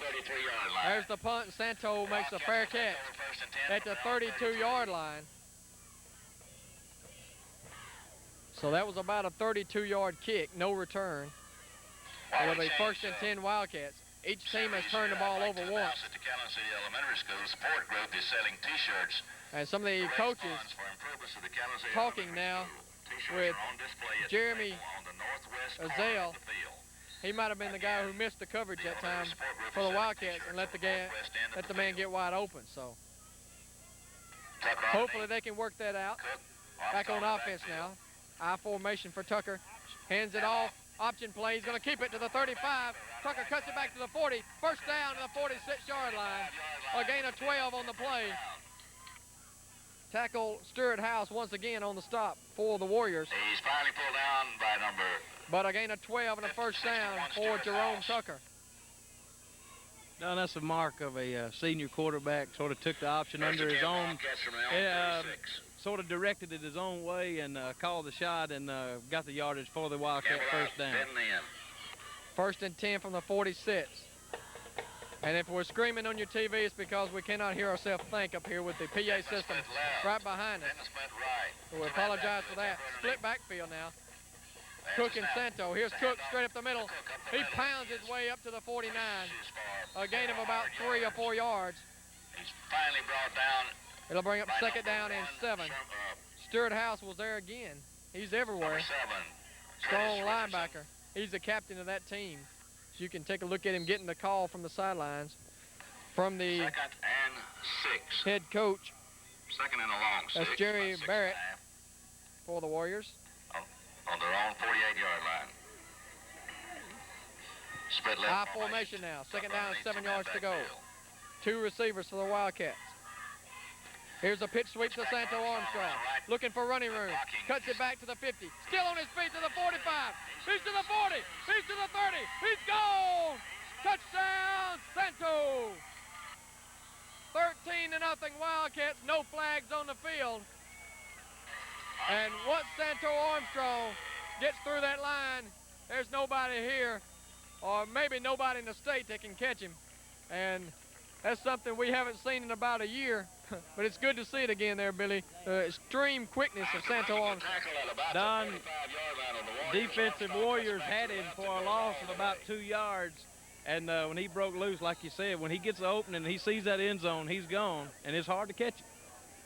And so the Wildcats already up 13-0. We're just in the first quarter. And I'm really surprised that they have been able to do it so easily against this Senatobia club. There's a fumble snap, and he's going to be dropped by number 35. That is going to be Carlos Bell. So the extra point failed. 13-0 Wildcats.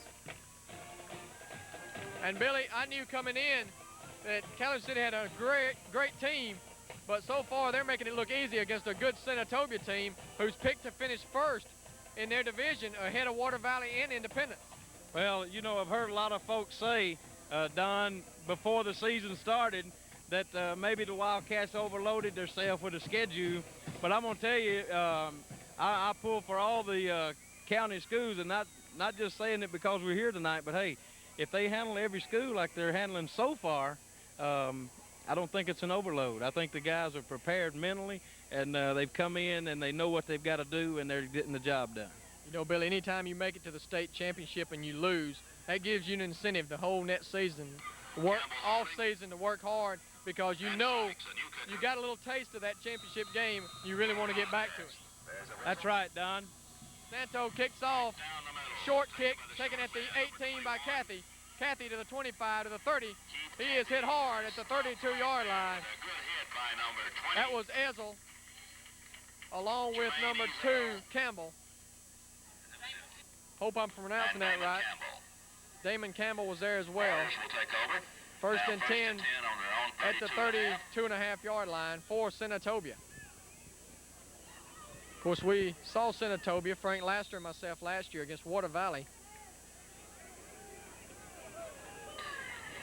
And they were strong last year. Of course, this is their first game of the year, so it may take a while to get the jitters out. Nowhere to go for Carlos Bell. Gain of a yard on the play. A gang of Wildcats were there, led by number 70, Demond Phillips, and Chad Cook right up in that middle. Wildcats stopping that time with a second down and 9 yards to go. Chad Cook and Demond Phillips. Don, I got a chance to meet with the players before their pregame meal today, sort of as a chaplain, I guess you might say, and the guys really look on their faces. There wasn't a lot of junk going on. It was real serious business, and I think they brought it out to the field tonight. Split backfield for the Warriors. Oakley back to throw, going deep down the left side. It is incomplete. That was a great play by Anthony Moore. He looked like he stumbled, but he was able to recover. And that was Ken Jones, who was there and almost came up with a big reception. And so far, Billy, the only weakness that we have seen here early has been the defensive back. And that's something that they may get by with tonight, but they better iron it out next week before they take on Chad Hill and those Oxford Chargers. You got that right. I got a chance to see the Chargers on over at Ole Miss, and not a slouchy passing attack. Probably the best passing team that we'll see all season. Jones split left. 3rd down 9 here for the Warriors. 2 wide receivers to the wide side. Oakley, 3-step drop, under pressure, throws incomplete. And he was under extreme pressure by number 32, Sykes. Also, Chad Cook in applying the pressure. And, you know, if the Wildcats can continue the pressure from the inside guys, Don, that passing attack's not going to hurt, because if you don't give the quarterback time to throw it, if they're wide open or not, it's not going to make that much difference. But you can't rely on that inside attack every play. Here's the punt. It's going to hit, take a good roll, and it was touched by Senatobia at the 23-yard line is where they'll mark it. So this is the worst field position of the night for the Wildcats, with 1:37 to go in the first quarter. You know, Billy, I don't know if it's just me, but Chad Cook looking like he put on some weight in the offseason and has gotten a lot stronger. They got him listed at 220 pounds. That's a good size for a middle linebacker. I guarantee you, and just looking at him without the pads and stuff on today, I was noticing the same thing. And also, since you made that comment, Santo Armstrong is bigger this season. He's been on the weights and been eating some peas and cornbread, look like. Coming in at 185 pounds, and some of the biggest calves you'll ever see on a young man. 1st and 10 from their own 24. And that's where he gets that blazing speed in those legs. Cook and Armstrong in the backfield. I formation for the Wildcats from the 24. Option, first man through Cook. He's off right tackle for a gain of 6. Didn't look like he had much room, but he still got 6 yards. Now, when you got a fullback that size, he just keeps driving himself forward, and he's going to get 3-4 yards every carry. We were talking about the strength, he being bigger this season, and he just plows his way through the middle, 4 or 5 yards guarantee every time. You know, Billy, a lot of viewers out there may not know this. I picked up some of the information in the offseason, but Chad Cook and Santo Armstrong are the best of friends as well. They hang around each other all the time, so they work good on the field and off the field together. I formation here on 2nd down and 4. Here's the give to Armstrong off left side. He's got about 2 to the 32.5-yard line. He is stopped by number 70. Treatus Richardson was there, and number 7. along with Carlos Bell. Treatus Richardson. And that'll bring up a 3rd down for the Wildcats. And about 2 for the Cats. A long 2 yards to go. 33-yard line. They've got to get to the 24.5. Ball rest, or the 34.5. It rests at the 32. Only 17 seconds remain in the first quarter. We'll see if they get the play off. 2 wide receivers go wide to the right. Here's the option. The give is to Armstrong on the option. He's to the 40. First down to the 43-yard line. That'll move the chains for the Wildcats. That will be enough for a first down and more. Greg Cathy, number 23, was there to make the stop for the Warriors. Ken Jones, number 40, on the stop. Along with Ken Jones, and it'll be a first down. Only three seconds to go. In the first period. And that's going to be the last play of the first quarter. So they'll switch ends. And that's the end of the first period. Wildcats lead 13-0 Calhoun City after 1 quarter. And it's been all Wildcats in the first quarter of play as we head to the second. Right now, let's cut you to a station break, hear from some of our sponsors. We'll be right back for more from the Boneyard right after this.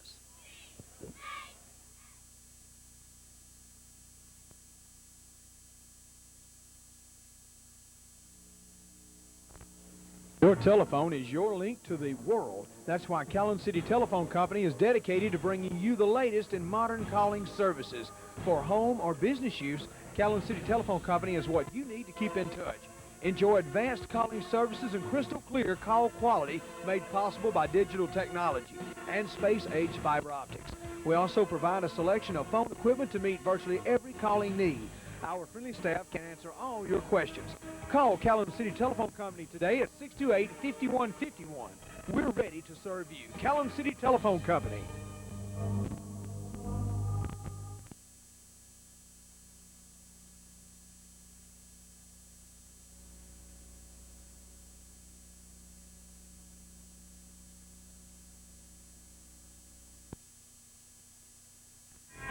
Whether it's $50 or $150,000, the personnel at People's Bank in Calhoun City make you feel special. Our customers are important, and each account is treated individually. The People's Bank leads the way in the banking industry with full-service banking. Ask about People's Community Home Buyers Loans, low down payment on homes, new car loan rate is 8.5%, used cars 9.5%. For all your financial needs, go places with the People Place. People's Bank in Calhoun City. This is Andy Rouse, Libertarian candidate for State Senator of District 8. Libertarians believe being free and independent is a great way to live. We're the ones who respect you as a unique and competent individual. We want you to be able to make your own plans and keep what you earn, to live, work, and play your own way. Your imagination should be your only limitation. The Libertarian Party is the only political group working for everyone's liberty on every issue all the time. Paid for by Andy Rouse for Senate District 8.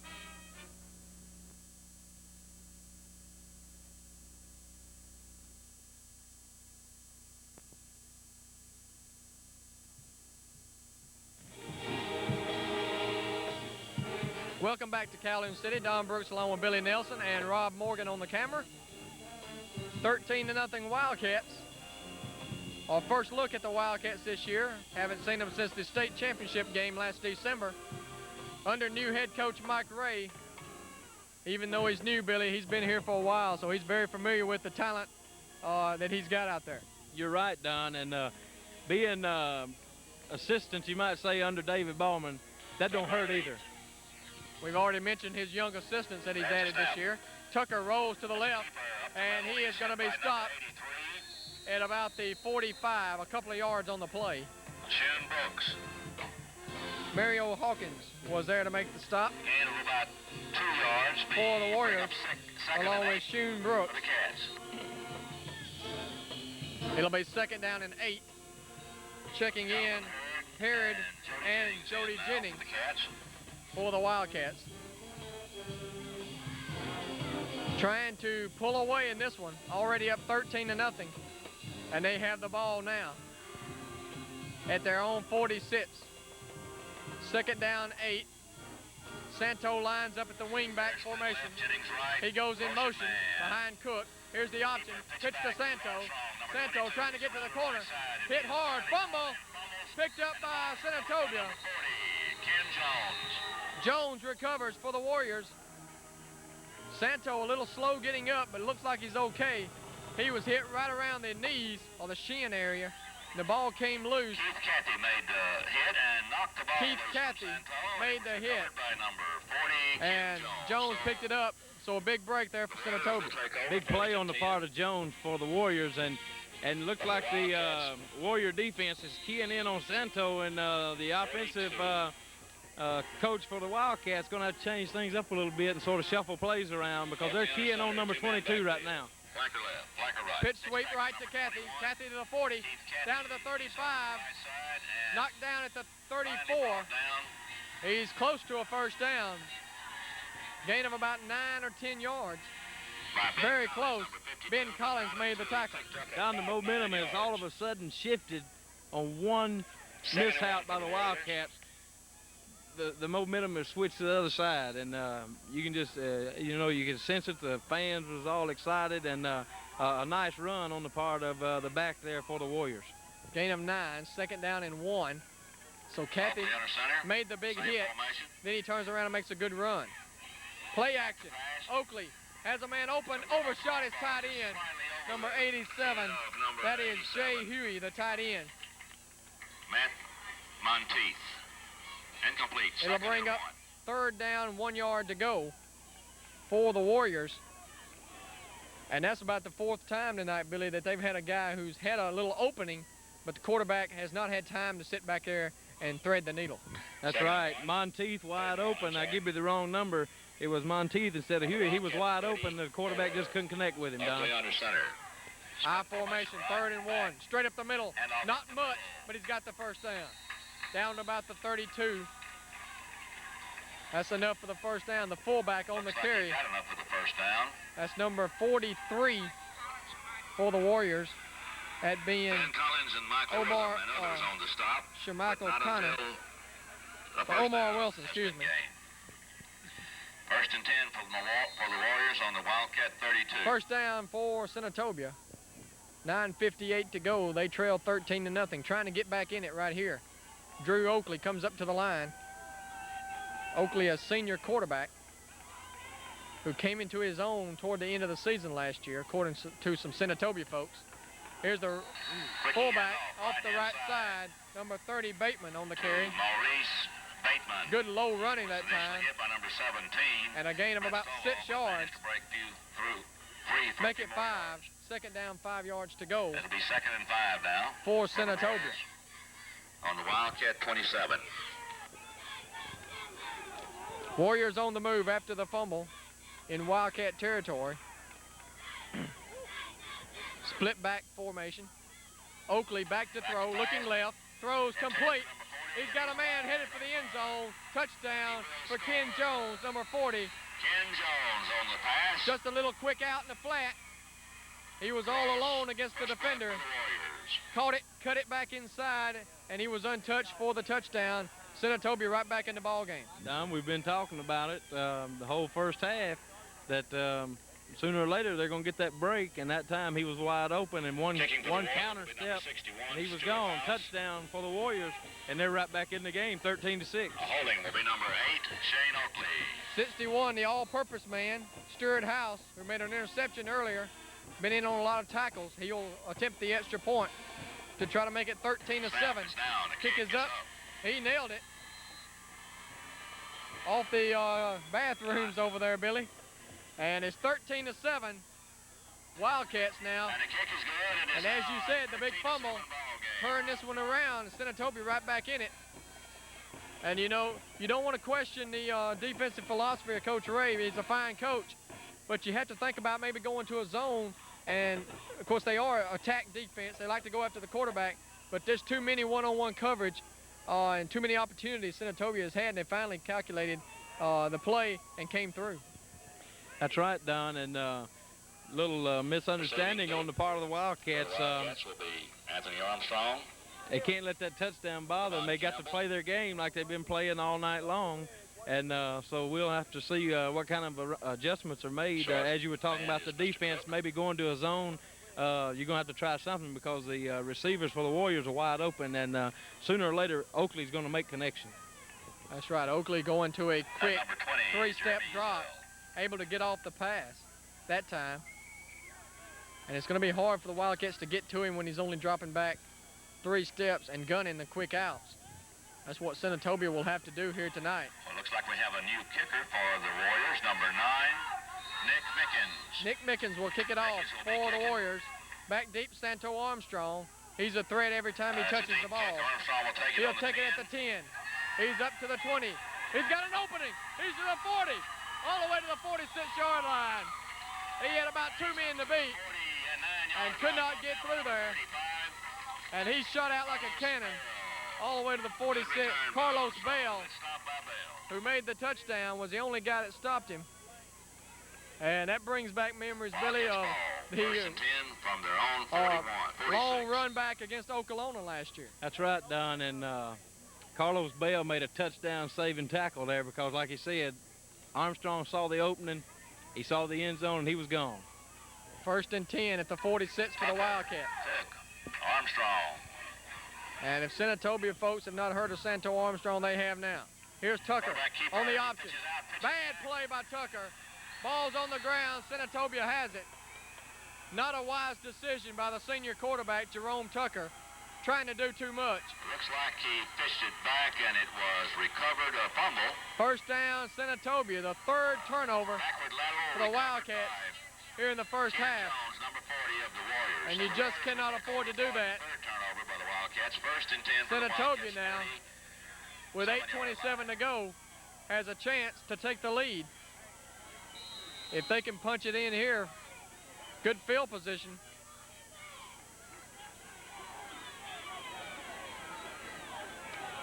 A lot of men on the line for Calhoun City. Handoff to the fullback, and he pounds his way down to the 43-yard line. Number 30 number 52, and 31, Matthew Harrison. the fullback. Santo Armstrong, Collins and Armstrong, and others. Or make it But number not 30, until he Maurice picks up Bateman. about 3.5 yards. It'll be Second down and 4, about 6. or make it 6 for the Warriors. On the Wildcat 44. And the 2 turnovers have gotten the Senatobia crowd into the game across the way.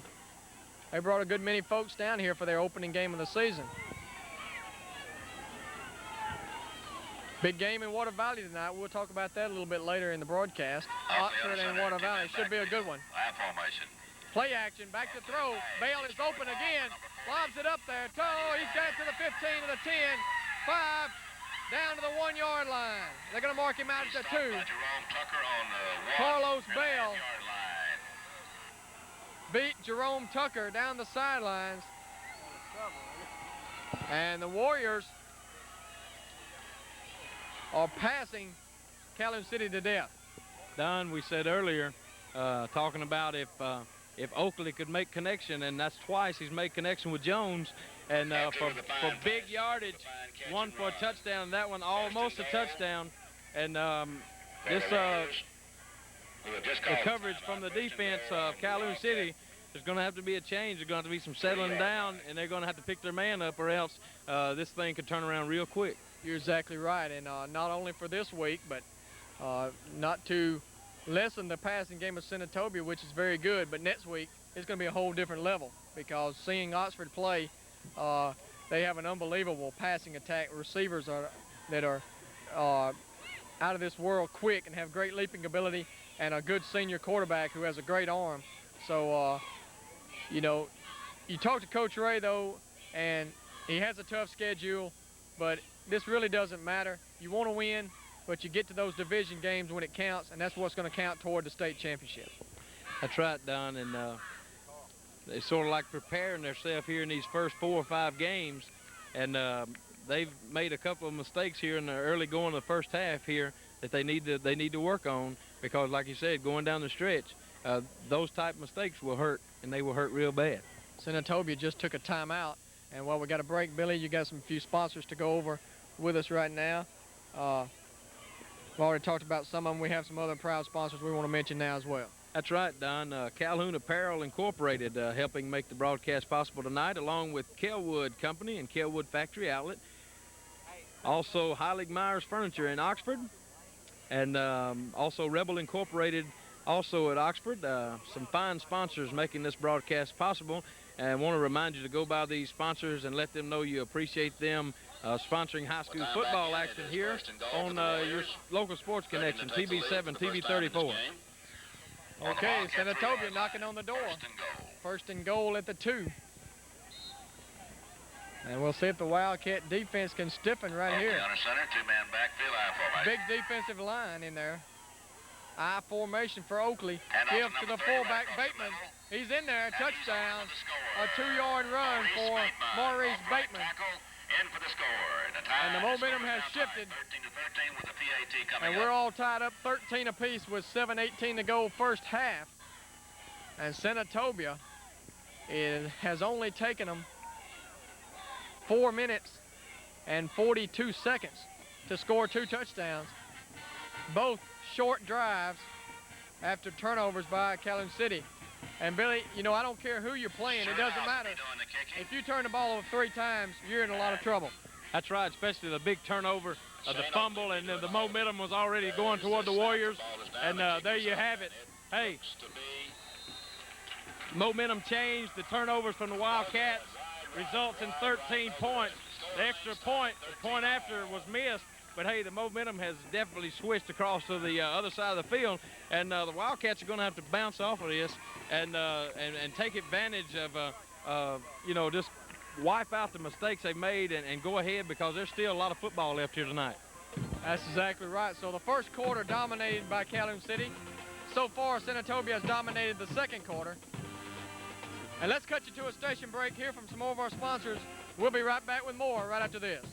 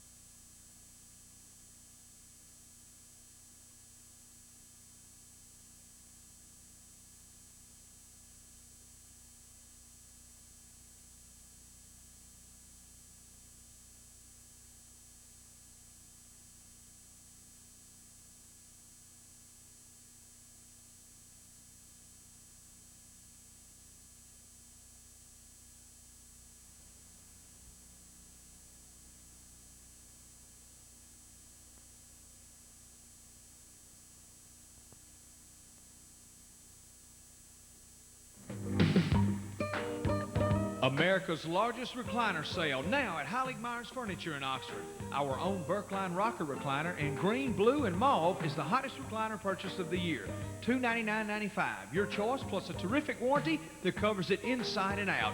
Chase Recliner, Action by Lane, Franklin Dual Massage Chase Rocker, Lazy Boy Chase Rockers. It's the biggest in the land. Take your pick during America's largest recliner sale at Heilig Myers Furniture in Oxford. Start your credit good at Heilig Myers Furniture, University Avenue in Oxford. Presenting the all-new 96 Plymouth Voyager minivan, now on display at Griffin Motors in Houston. The new features include an available sliding left side door that opens up a world of accessibility, makes loading and unloading easier. The Voyager's ultra-efficient and quiet ventilation system supplies 30% more airflow. Rear door lifts at the touch of your fingertips to reveal a large luggage area. Take more and stay longer. And how about this? The Easy Out roller seats offer more versatility, easily removed, installed, or repositioned. Futuristic design, innovative engineering, quality production, all are embodied in the Plymouth Voyager minivan. Come by and test drive the next generation of minivans, the all-new 96 Plymouth Voyager. Plymouth Voyager, an award-winning heritage at Griffin Motors, your hometown dealer in Houston.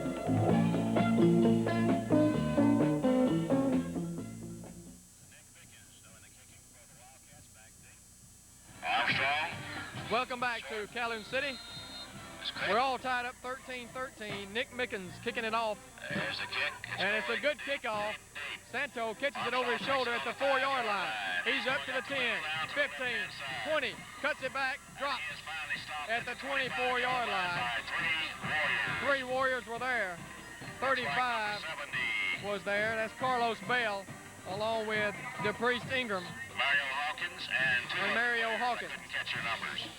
Don, the Wildcats got away with a big one there. One of the blocking, one of the guys going downfield blocking, it was an illegal block, and he got away with it. The Senatobia coaching staff caught it, but the officials didn't. A big break, else it'd be backed up 15 yards, Don. Looked as though Tyrone Fox, number 23, may have been shaken up on the play. He came back to the bench holding his nose. Hopefully he's okay, and they're tending him over on the bench now. Tucker straight up the middle on the sneak, and a good gain up the middle of the 28-yard line. 5 or 6 yards on that play, down to the 30 gain of 4. 29-yard line. Make it 5. Second down and 5 yards to go. Quarterback keeper. Shun Brooks was there for the Warriors. Stopped him there. Along with Bateman. Checking in with the play, Pittman and number 6, Denton. Second down and 5. Tucker under center. I formation, Cook and Armstrong behind Tucker. Tucker looks over the D, runs the option to Cook up the middle. First down to the 36-yard line.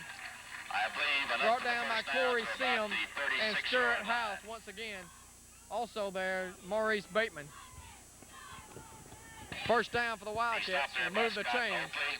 Maurice Bateman. We're about halfway through the second quarter of play. Not until he's picked up a first down.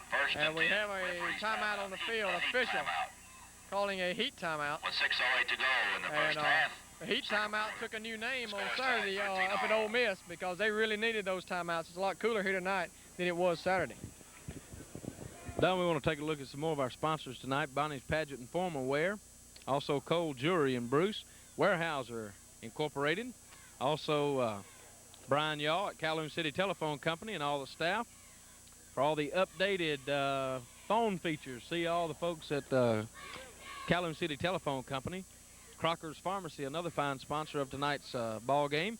Also A.D. Blunt and the staff at Medlift Mobility, and also the folks at Blunt's Cleaners, fine sponsors of tonight's broadcast. People's Bank and Trust, Mr. Eddie Wood and all the folks there.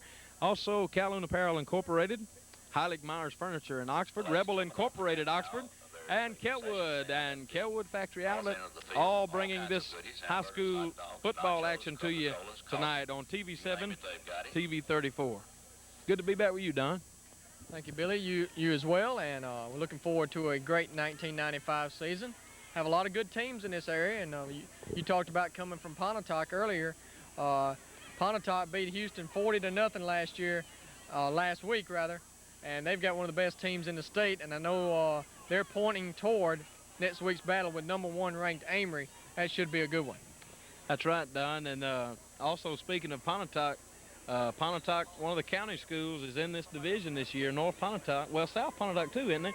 Aren't they? And so, you know, bringing, I know some of those folks, and you know, get a lot of riffraff going between each other, and now they're looking forward to playing the Wildcats and the Trojans and the Rams. Matter of fact, the North Pontotoc Vikings are playing the Vardaman Rams tonight. That's exactly right. Should be a good game right there. They have a good running back by the name of Corey Lipsy, who had a good year last year, over 1,000 yards. He's back for his senior year. Here's Tucker on the option. Pitches to Santo. Santo had to pick one tackle. He's down the sidelines to the 50. He might go all the way. Touchdown, Armstrong. Woo! Santo Armstrong, touchdown. Seeing runs like that, Billy, make you wish you had a statistician just to know how many yards this guy's got already. He's probably over 100 yards already for this game. Don, Mark Leisure had a hand on Santo back up around the 40-yard line, and hey, when he broke the tackle, he seen the end zone, and about the time you were saying he could go all the way, Ken Jones was trying to cut him off across, and he just couldn't make it. And hey, what a fine play on the part of Santo Armstrong. Anthony Moore holding. Didn't the kick. After the kick, they're shot. Here's the extra point. No, they're going to fake it. Into the end zone. Touchdown to Tucker. And there's a rarity. Tucker catching a touchdown pass. Two-point conversion was good.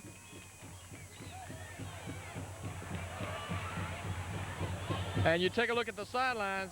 Chad Cook was a little bit shaken up on that last play. He's up and about, though. He's okay. And it did not take long for the Wildcats to regain the lead, 21-13. And Billy, I've been watching high school football for a long time, and I don't think I've seen a player more exciting than Santo Armstrong. I tell you what, Don, every time he touches the ball, you know, it just starts, the heart starts pumping because no telling what he's going to do. Showing some great poise as far as he fumbled early, and it turned into a Warrior touchdown, and instead of dropping his head down, it came back with some 60-yard touchdown scamper. As Frank Laster said last year, this guy makes his heart beat so fast he thought he was going to have to check himself into the hospital. You know, you feel like that every time you see him, as you said, touch the ball. He's got a chance to go all the way. Of course, having a 100-yard game last week, he's keeping that streak alive. There's the short kick up to the 25, the 30. Ball is taken away by the Wildcat. He took it right out of his hand. Number 28 took it away. We do not have a listing on who that is. 28